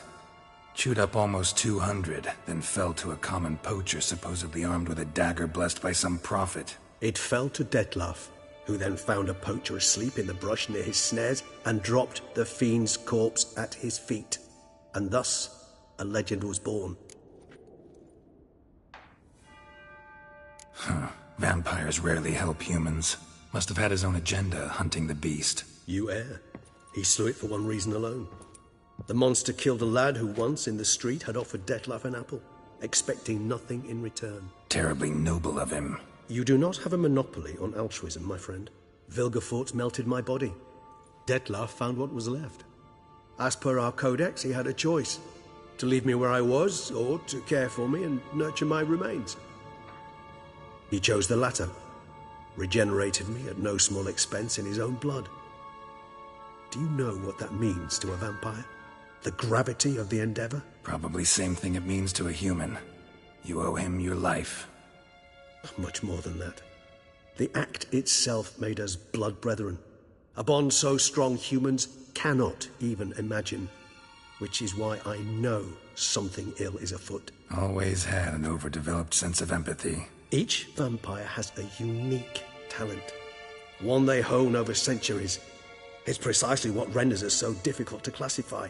Detlef's trump card is his herd instinct, his tribal propensity. In point of fact, he prefers the company of lesser vampires and shuns that of humans. If he walks among you, killing egregiously, it can only mean something's upset him, immensely. Anything specific? Some set of things that'd be likely to set him off? How should I say this? Detlef doesn't understand men, their world, its rules, its conventions. He's naive in a sense. He doesn't comprehend your games, knows not what it means to lie, deceive. Suggesting he's maladjusted, and venting his rage. I'm suggesting maladjustment can at times breed conflict. But is it the case this time? I cannot say, but intend to find out. Gotta find him, before something upsets him even more, and all Beauclair is awash with blood. Well, we share a cause then. Just like the old days. Not entirely. I mean, when I find him, you know. I know you've a contract on his head. Yet your true task is to stop the beast killing, not necessarily to kill the beast, am I right? All in all, sure. Let us find him. By the time we do, I hope I'll have convinced you Detlef is no monster. Fine, all right already. But for now, evidence is stacking up against him. Hear that? The posse. Knights must have tracked me here. I'd prefer they not find me here. I'd makeshift quarters at Mère Lachaise Long Cemetery. We'll meet there. See you.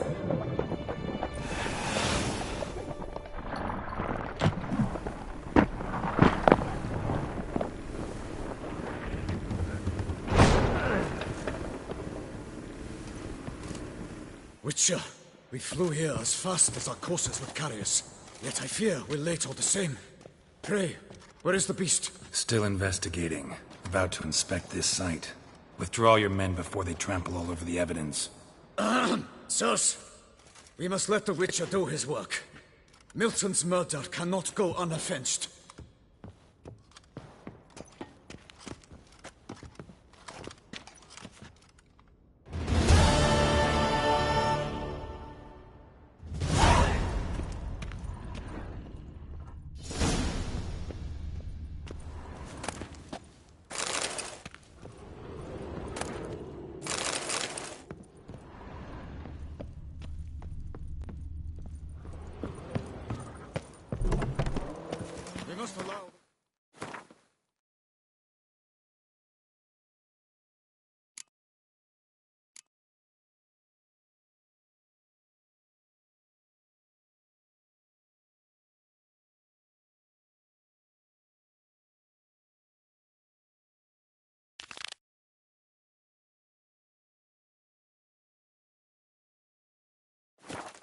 Supply his trade.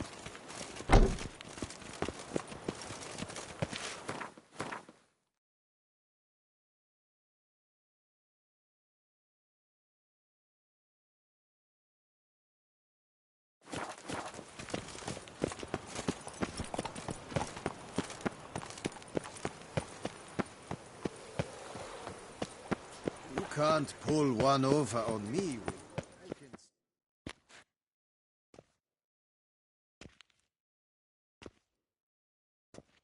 Sir! Sir! A letter for you, sir! Letter? Who from? Can't rightly say, sir. I was just to deliver it.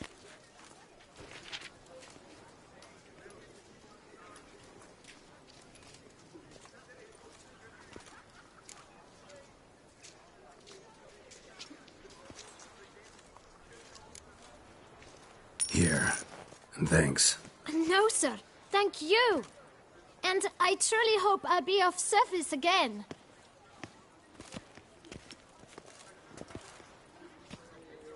My dear Geralt. I hope all is well. I imagine you hot on the trail of some nasty monster. Or is it an overly complex curse this time? Oh, Geralt, I wish I knew for certain. Whatever is keeping you busy, perhaps you'll need a break. For those moments, I offer you this intriguing little mystery I happened on in an old manuscript I bought off a merchant from Nazaire. The tome's author claims a certain Professor Moreau once called Beauclair home, and this professor conducted research into Witcher mutations. I don't know much else, but I suspect that alone might pique your interest. The tome mentioned a journal interred with the scholar when he passed. It could very well lead you to his laboratory. I'm enclosing a map I found folded in the tome. It's smudged in a few places, but I hope it proves useful anyway. Please be careful and come back to me quickly. Your Triss. A professor who studied Witcher mutations. Might actually be worth looking into.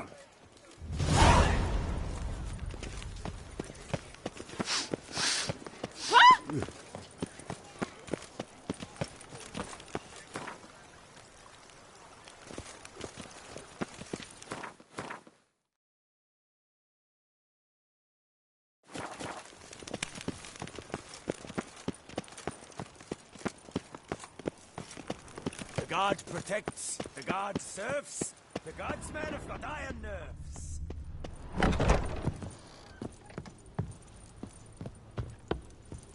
Fiddlesticks, these numbers don't add up the way I'd like. Greetings, brave hero.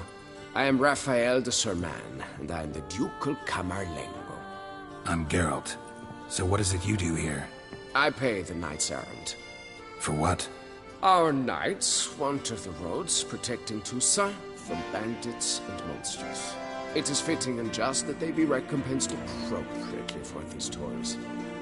Note, sir, that should you successfully smash a hands, save a brother knight from peril, or extract a captured merchant from the hands of cutthroats, come see me. You shall be rewarded.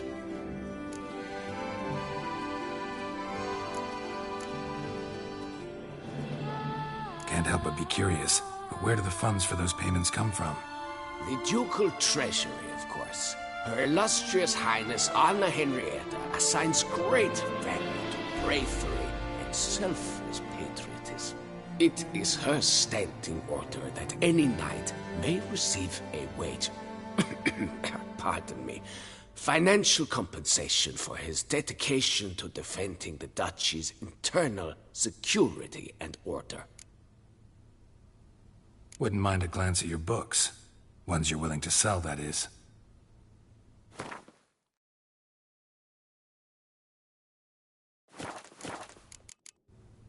Well, see you later. Go in peace, fair knight. 143, carry the 2. The guard brings peace to our domains. Flout its writ and brought in chains. Can't believe it.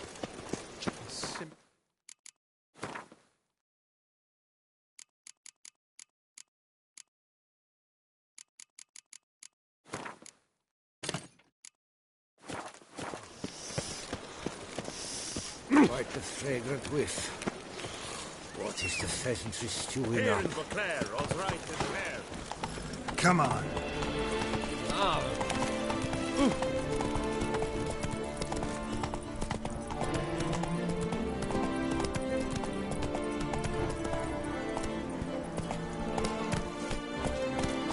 Move it!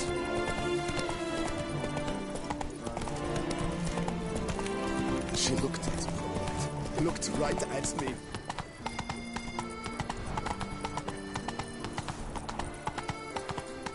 Old Gotish found his way to the Vortella, no doubt.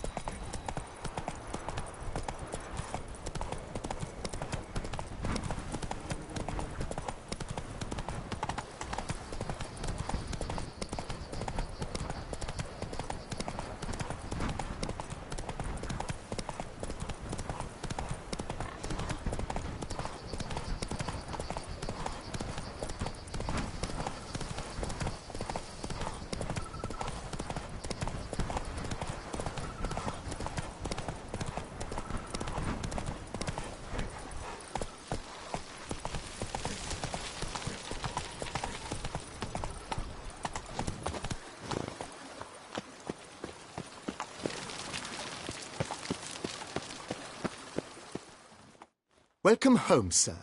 I am Barnabas Basil Faulty.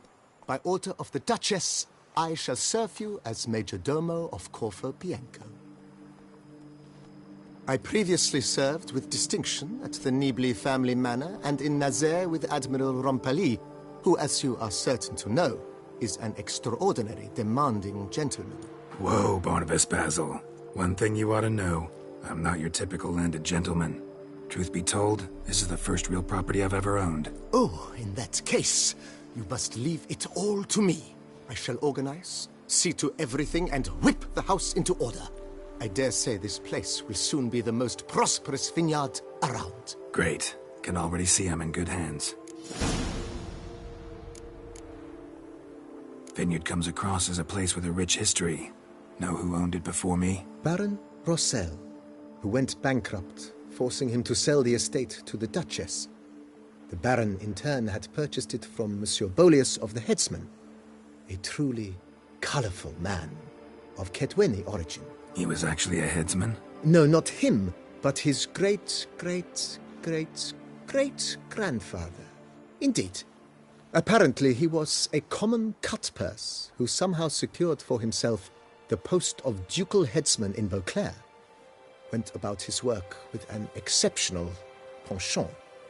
They say he chopped off more heads than there are grapevines in the ducal vineyards. He never hesitated, not once. Never sliced unevenly, never botched a job. For his exemplary service, the Duke granted him a title and this estate. Monsieur Bolius, on the other hand, was an engineer in his younger years. Once retired, he settled here and took to producing wine. Sadly, misfortune struck, and he lost his sense first of smell, then of taste. Additionally, he could not drink alcohol. His medic forbade it. Shame that. He gave up making wine? Not at all. He made even more of it.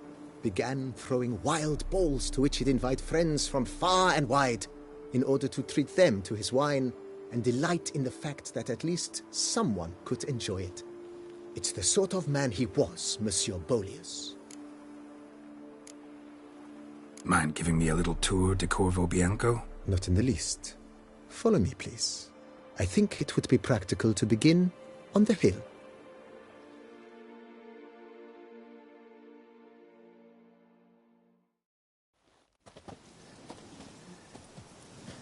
Behold, sir, your estate in all its splendor. Pretty vast. Indeed. And now, sir, allow me to show you a handful of interesting details. Follow me, please. Been a majordomo all your life? Yes, I come from a long line of majordomos. My father was a majordomo, as was my grandfather before him, as was my great-aunt. In fact, she was the one to start the tradition. Great-aunt? A hard woman. It is said that already as a child, she knew where she was going and went there. When she arrived in Beauclair, she signed on as a chambermaid at one of the vineyards, then slowly worked her way up to majordomo. She dragged the rest of the family up the same path.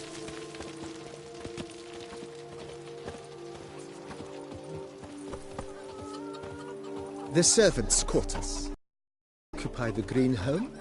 With the Duchess's permission, I have hired a full staff. Their salaries to be paid from the ducal treasury. Nice of her. Not the most sightly part of the estate, I admit. But I think it's worthwhile for you as master of the domain to know where the help stays.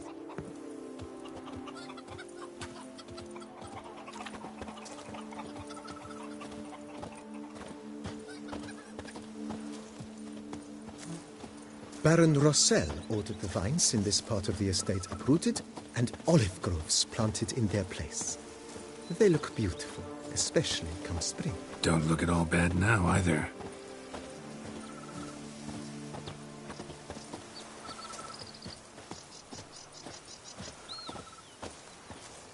Down below lies your vineyard, where we grow a strain of Carfanere, one of the world's oldest. Aged in oak barrels, it provides for an exquisite wine with distinct blackberry, wild cherry, plum, and cinnamon notes. Marvelous. Have to try it one of these days.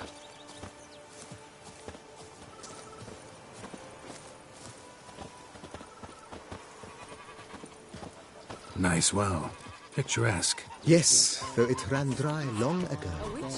During the raucous feasts Master Bolius held, he would order it filled with wine. There's a tale about a guest attending a Bolius ball for the first time and thus unaware of the custom.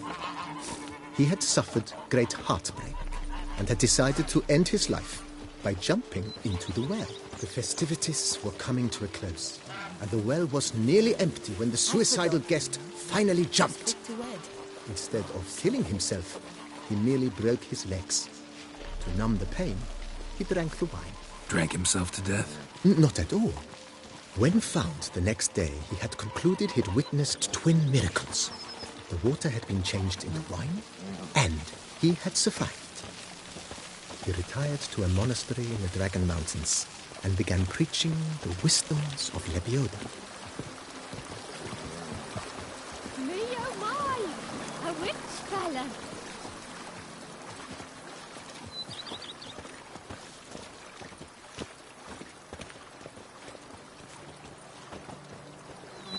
Monsieur Boleus's wife Nina kept a garden here. A supremely lovely place it was. Bit neglected now. I agree. Yet nothing stands in the way of restoring it to its former glory, and once again planting it with herbs and other vegetation.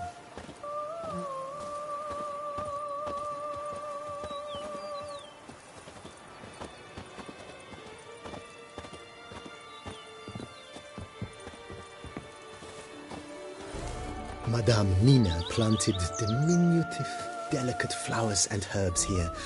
One might say their aroma still hangs in the air. You're quite the romantic, Barnabas Basil.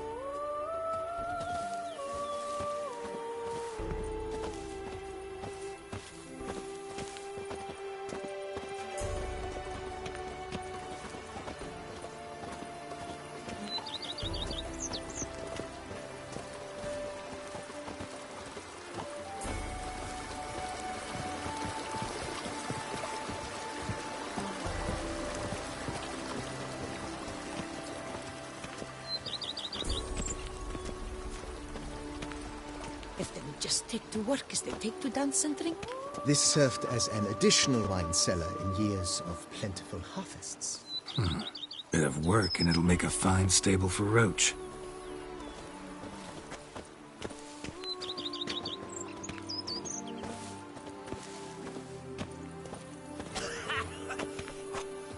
I've worked up to my chin and I've caught some rot. The cellars, voila. During Monsieur Boleus's time, wine was kept here, but Baron Rossel used it to store olive oil as well. I took the liberty of cleaning up the mess, which I made while fighting the Bruxa. Thanks, Barnabas Basil. Appreciate it.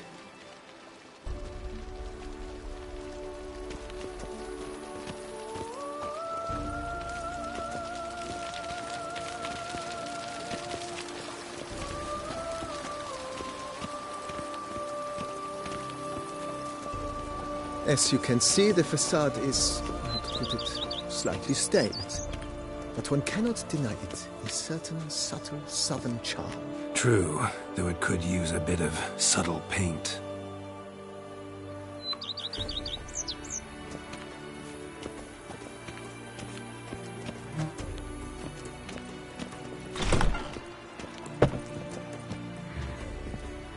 And welcome inside. On the left is the master bedroom. On the right, the dining hall and kitchen. Upstairs, you shall find the guest room, currently used for storage. Not a bad idea. At the moment, the house is only minimally furnished. Yet I believe we will, together, devise some innovative arrangements. A few paintings, for instance, would breathe new life into the abode immediately. With that, sir, you've seen the full lay of the land. Corfo Bianco is a beautiful estate. Though one must admit, time has taken its toll. Forgive me for being forward, but if you were to choose to invest a small sum towards its beautification, consider me at your service on the matter. Think I'll take you up on that. Be sure to come and see you if I decide to do any remodeling. Mentioned the place could stand to be spruced up. Oh, most decidedly, sir. The question is where you would like to begin this rejuvenation. Been thinking about the outer walls. Maybe a fresh coat of paint or some patching. If I might dare to make a suggestion, why not start with a general renovation? I once oversaw such work at Admiral Rompelli's summer residence. The effects were simply breathtaking. Not only did the residence positively sparkle afterwards, but we also made room to display the Admiral's armor and weapons, of which he was a passionate collector. It's in your hands then. Make the place shine. I shall get to work immediately. Within a day's passing, I shall have sent for the crew which rebuffed the Admiral's residence. They are the finest specialists around. Highly skilled at what they do, it shall not take them too long, I wager. 2 days after they begin, your eyes will behold your residence in its refurbished, rejuvenated, beautified state. Is there anything else you require, sir? Got these spacious grounds. But maybe it's time to make them more... useful. Oh, yes. We certainly should. The way I see things, given your trade, sir, you would be wise to put in a grindstone and an armorer's table. A good way to start things off, don't you think?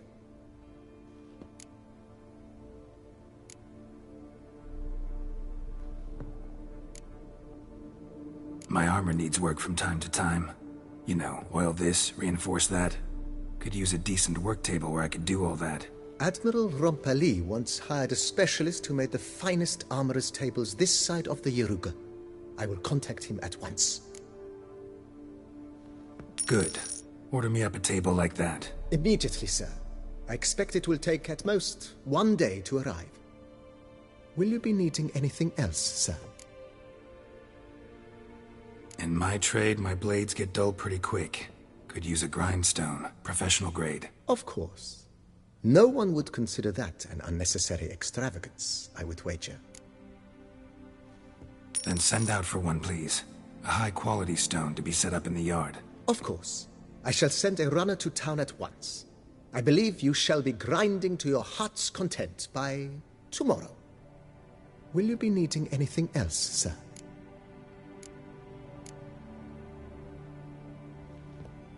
Know what? Changed my mind. Not in the mood to talk about redecoration today. But I wanted to ask you something else. I shall be glad to answer your every question, sir. Starting to really like... I agree. Starting to really like... I agree. Yet I would urge you to hold off on further construction until the ongoing work is done. Thanks.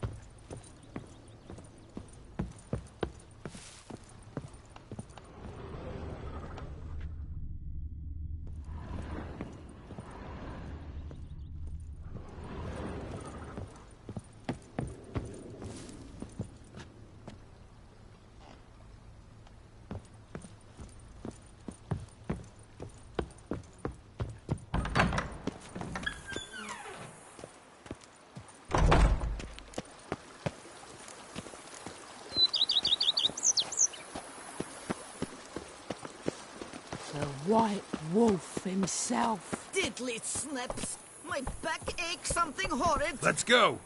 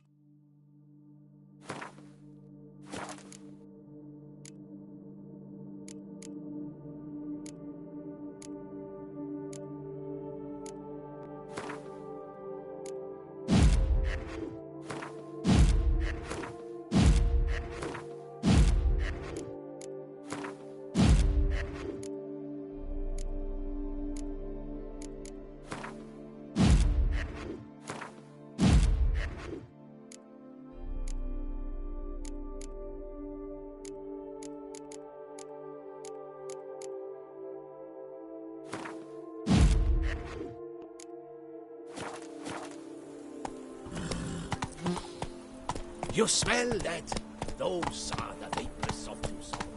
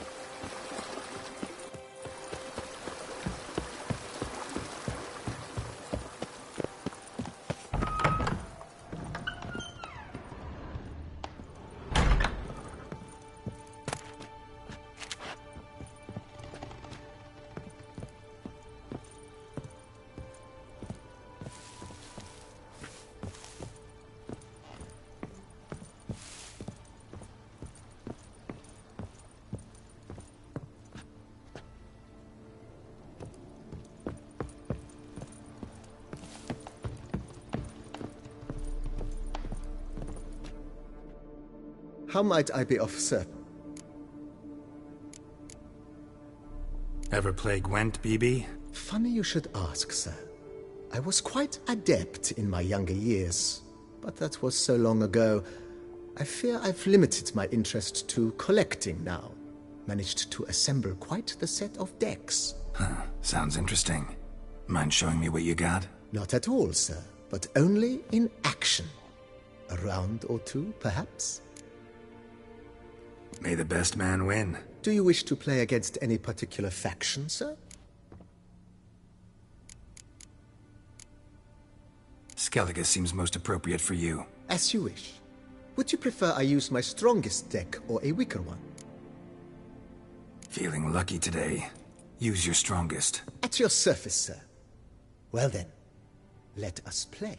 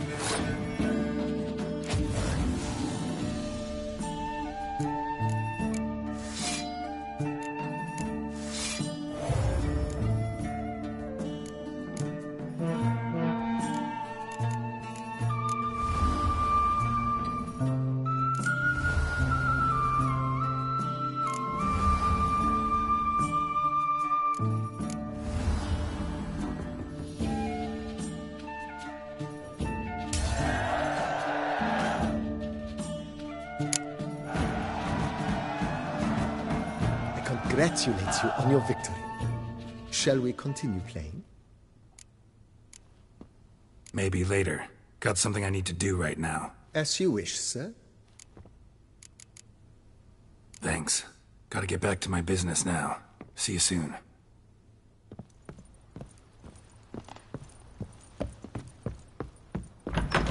Here, kitty, kitty.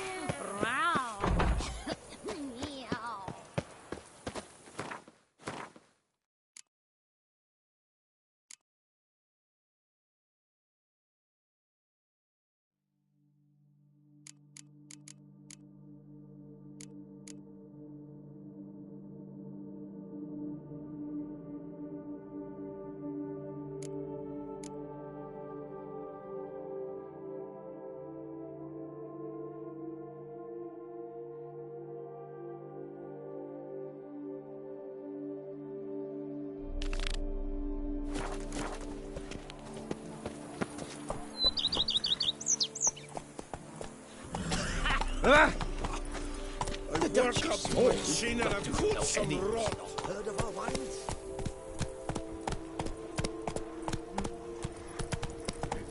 Oh, and what do you get for all that work? A cook in Quebec? What?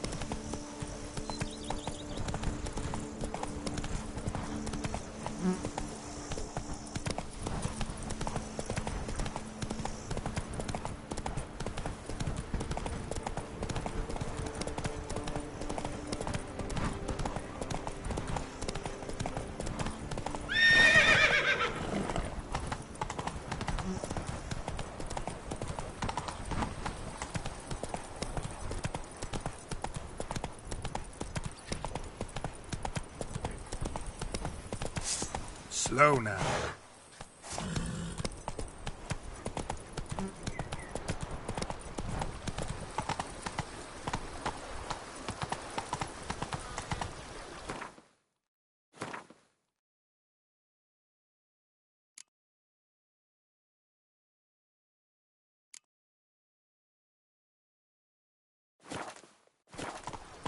One, two, three. Ready or not, here I come.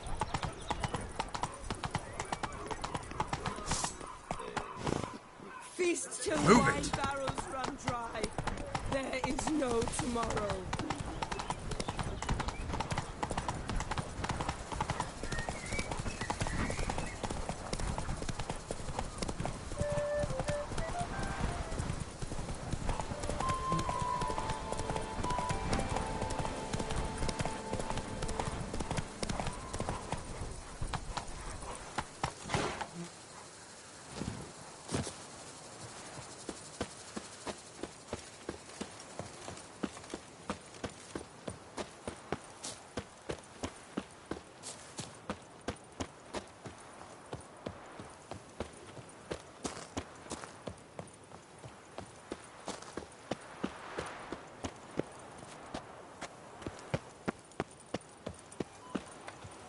Can't afford a barber, let alone my wares.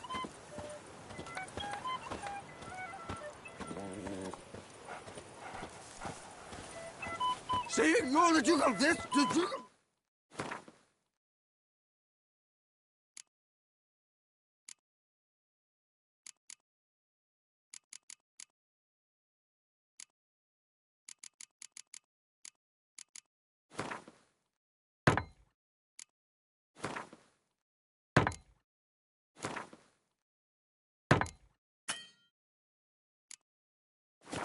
You're the Duke of Dog Diddle!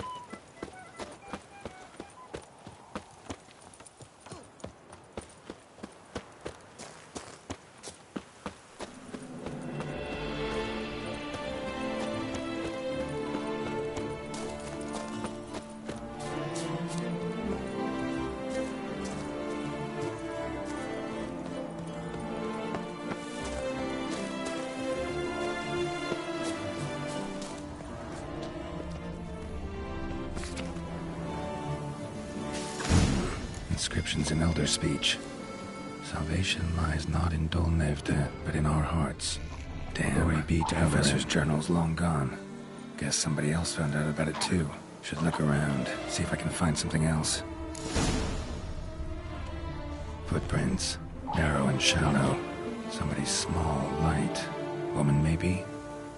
Wonder where they lead.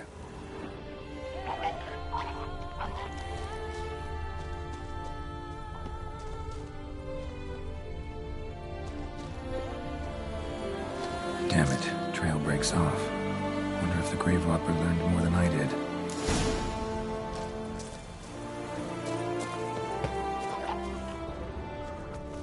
Professor certainly can't do much to help me with my search. Won't learn anything else here. Map Trisem you'll have to do.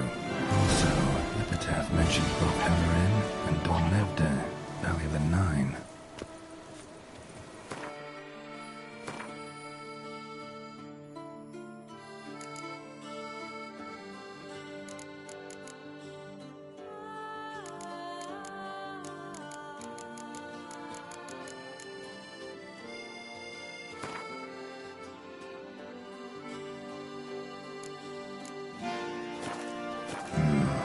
Site marked on the map's all wet now. Soloararum flows through there. Must be where the Valley of the Nine once lay. Need to explore the location.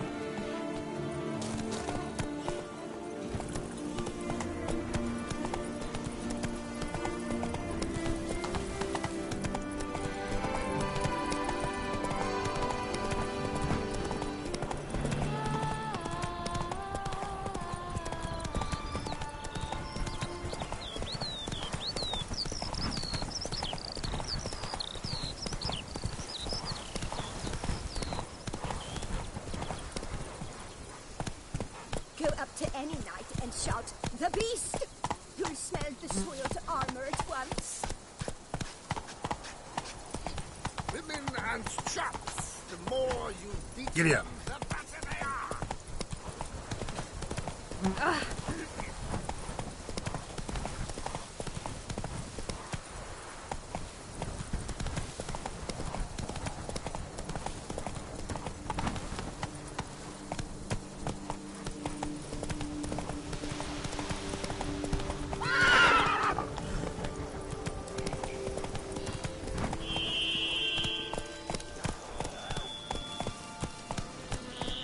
Regis. Couldn't have picked some other place to meet.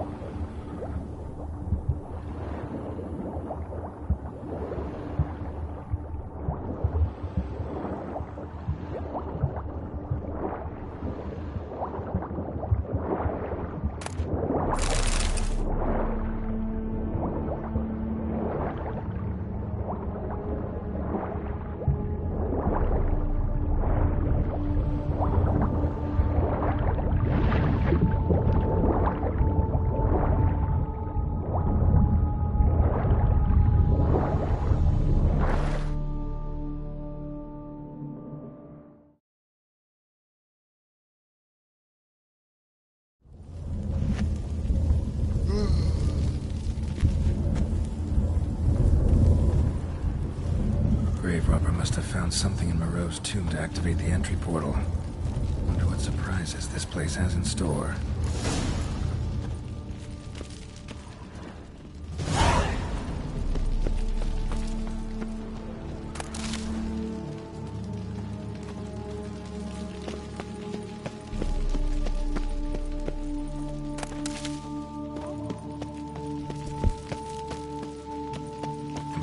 Spikes. Sixth sense of humor someone's got.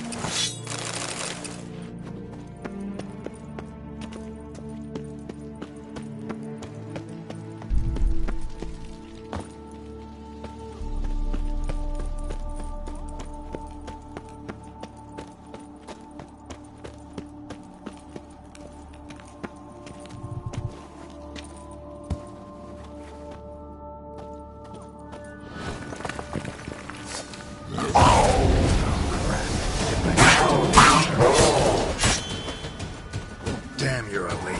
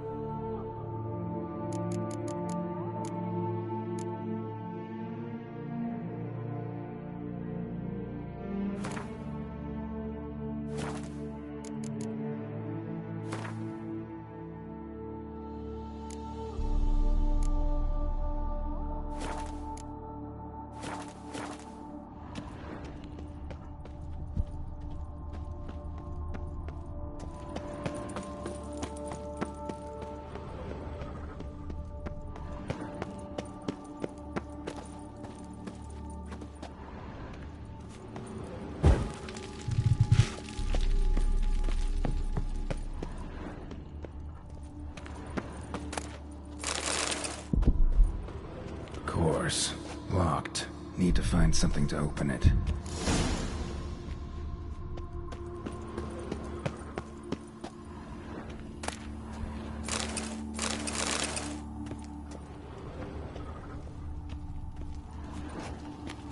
Not bad. Wouldn't mind having something like that myself.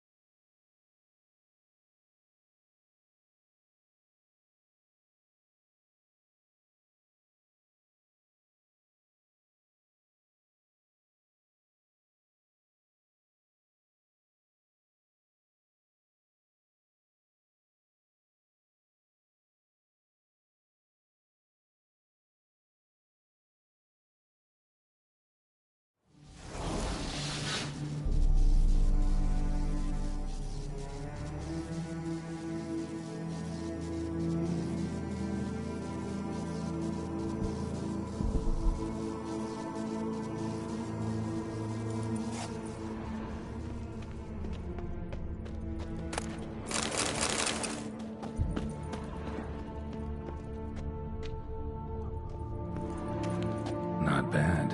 Wouldn't mind having something like that myself.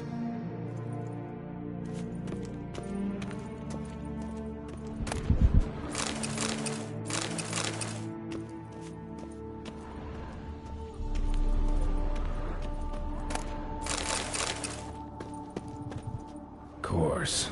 Locked. Need to find something to open it.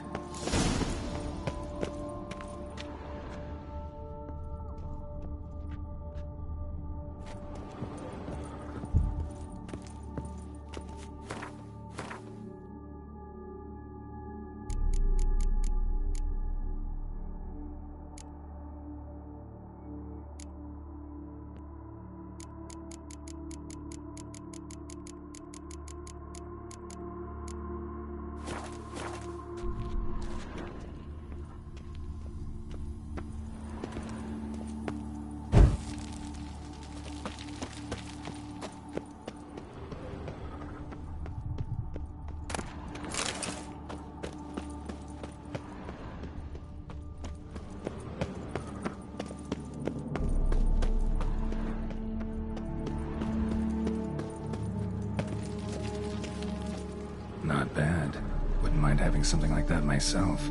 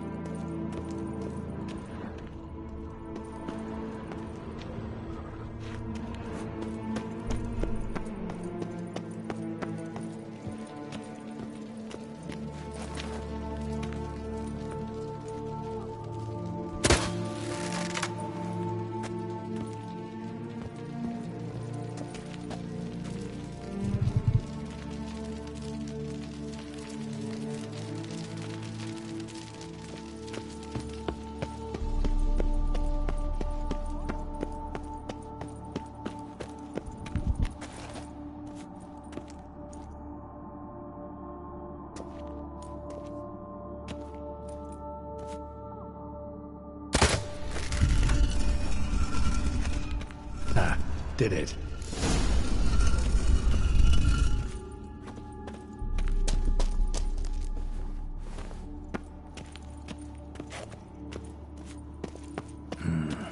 Interesting as places go. Seems someone put a lot of thought into its design. Should look around. Gargoyles sure don't look willing to help.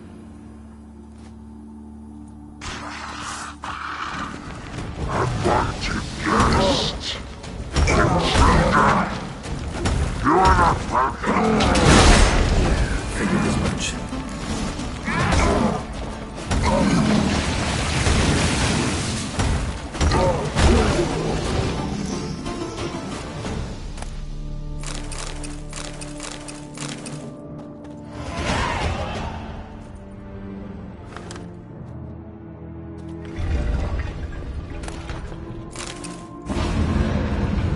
Great. Portals. This just keeps getting better.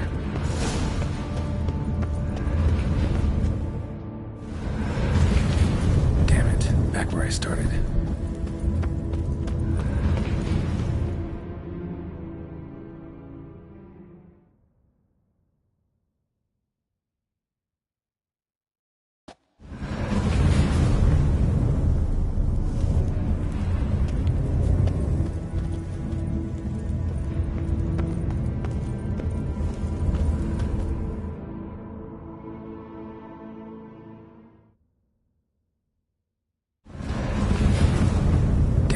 Back where I started.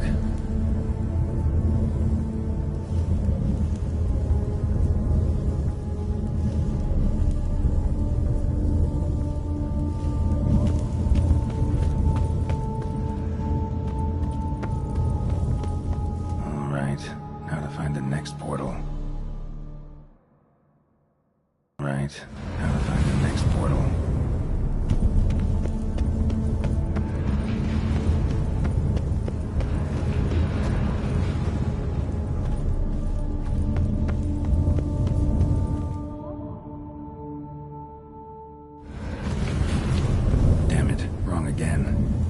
Some clue around here.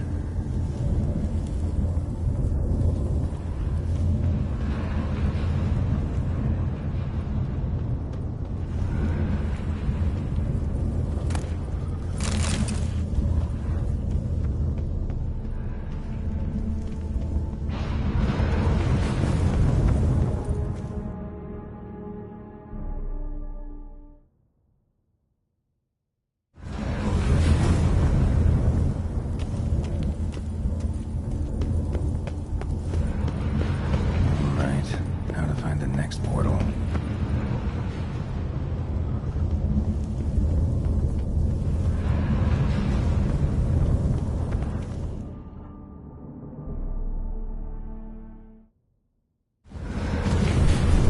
Damn it, back where I started.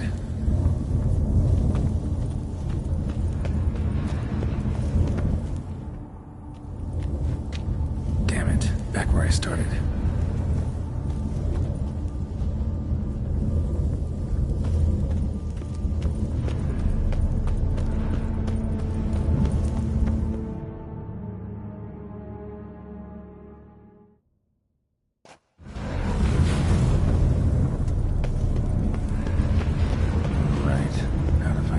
Portal.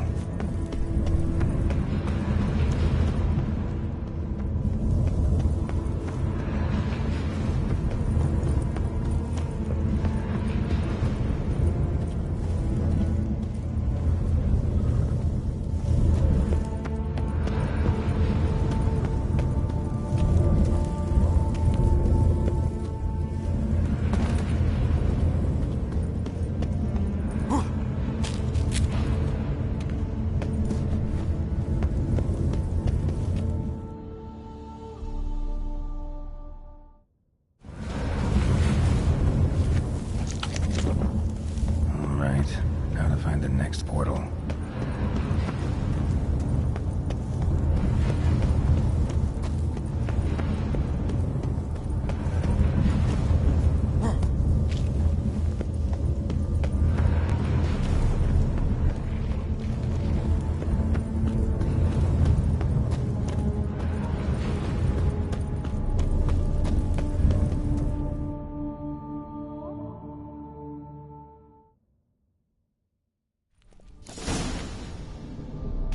Must be where Moreau had his lab.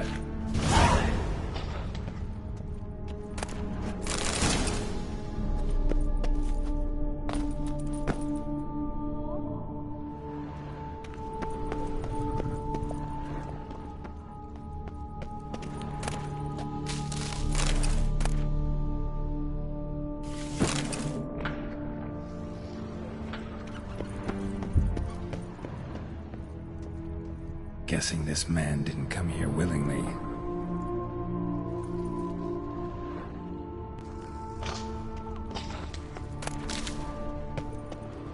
Crystals.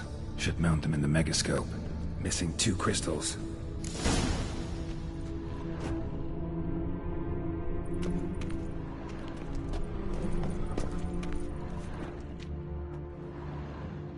Just need to pick an entry.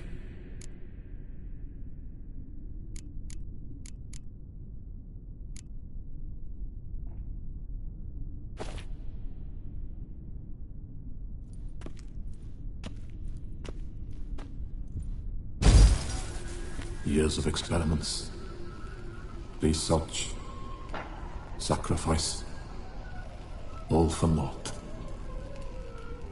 I have failed to achieve my defined objective. Each mutation I applied to my subjects proved ineffective when applied to Jerome. What I meant to cure him of his witcherism, that which I meant to restore to him a normal life, only deepened his mutations, further augmented his speed and strength, rendered him yet more inhuman. It seems my son must remain a witcher forever. I have failed. The time has come to abandon this place.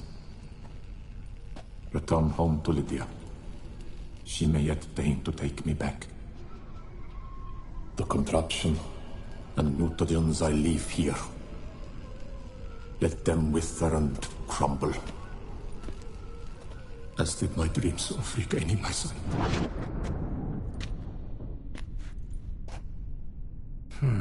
So the professor wanted to reverse the mutation's effects. Ended up deepening them. Stroke of luck for me. Could profit from his failure.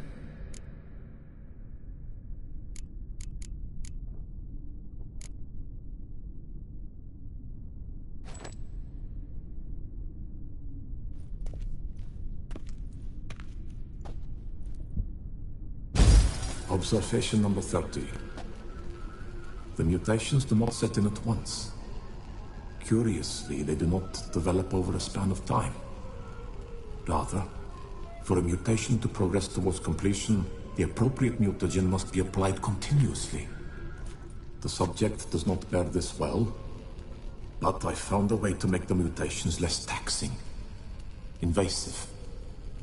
To the mutagen base, I add the albumin of a mutated giant centipede egg. Stored in a glass terrarium, the eggs do not develop, remain small. The eggs themselves are a sight to behold. Mutated, they are luminescent, emitting a wondrous glow. I can only hope my addition of the albumin will produce no significant side effects. Time will tell.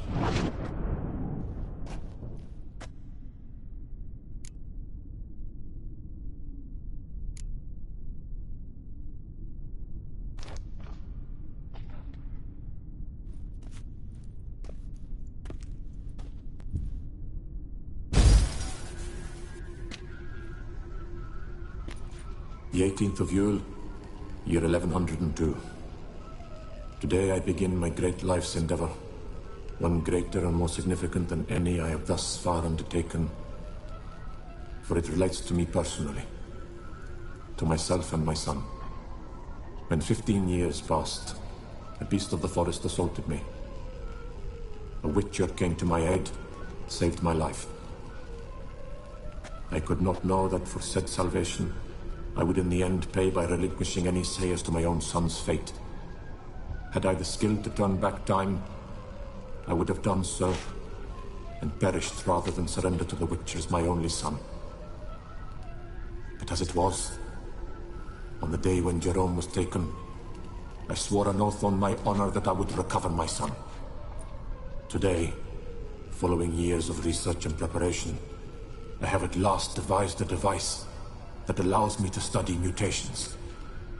If the gods in their goodness grant me but a bitter favor, I shall find a way to reverse said mutations and restore Jerome to a normal life. So, Professor wasn't out to enhance Witcher mutations, wanted to reverse them. Wonder if he managed, and if there's anything in it for me. So, Professor tried to neutralize the effects of Witcher mutations, only managed to enhance them though. Used the albumins of giant centipede eggs as his mutagen base. Need to go on an egg hunt.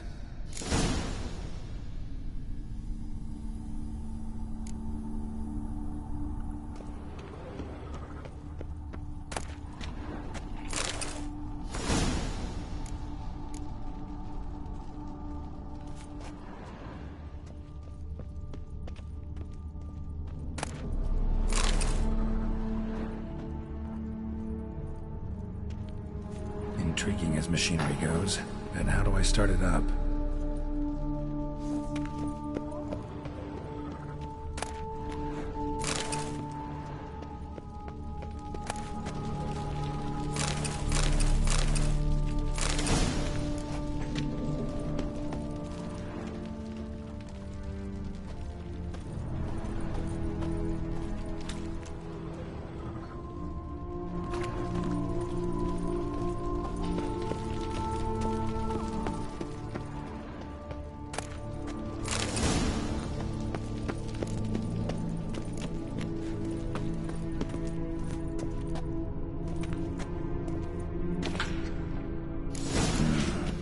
Crystal must go here. All crystals in place. Show me what you got. Just need to pick an entry.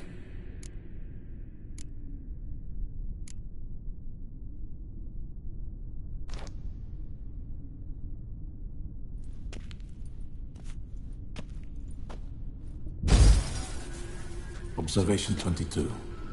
Despite applying a surfeit of toxic substances, significantly more than usual, the subject displayed no symptoms of overdosing. I believe this to be an effect of the mutations.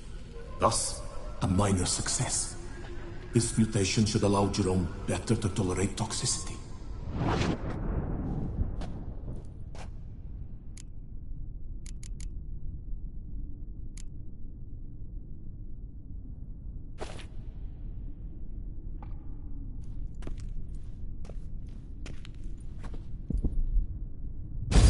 Observation 58. Sometimes failure is the catalyst for success. I've discovered a method by which one type of mutagen may be transmuted into another through the addition of certain ingredients. This is a great day for science. In addition, I observed that today's dose of mutagens brought the subject to the brink of death. He then suddenly awoke, revived, his strength renewed. Not wholly, of course, but he did in a sense come back from the edge of death. Whether this is attributable to his mutations or to pure coincidence cannot be ascertained. I must conduct further experiments.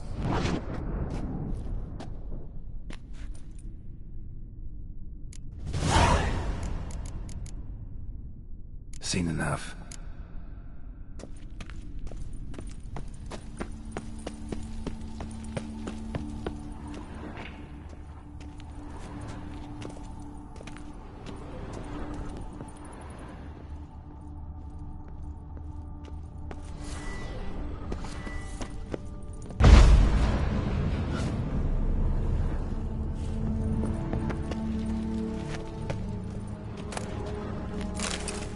Preserved organs.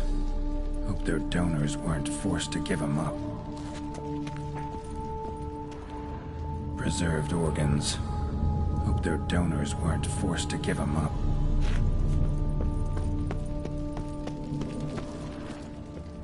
Quite the library. Mostly tomes on mutations and genetics.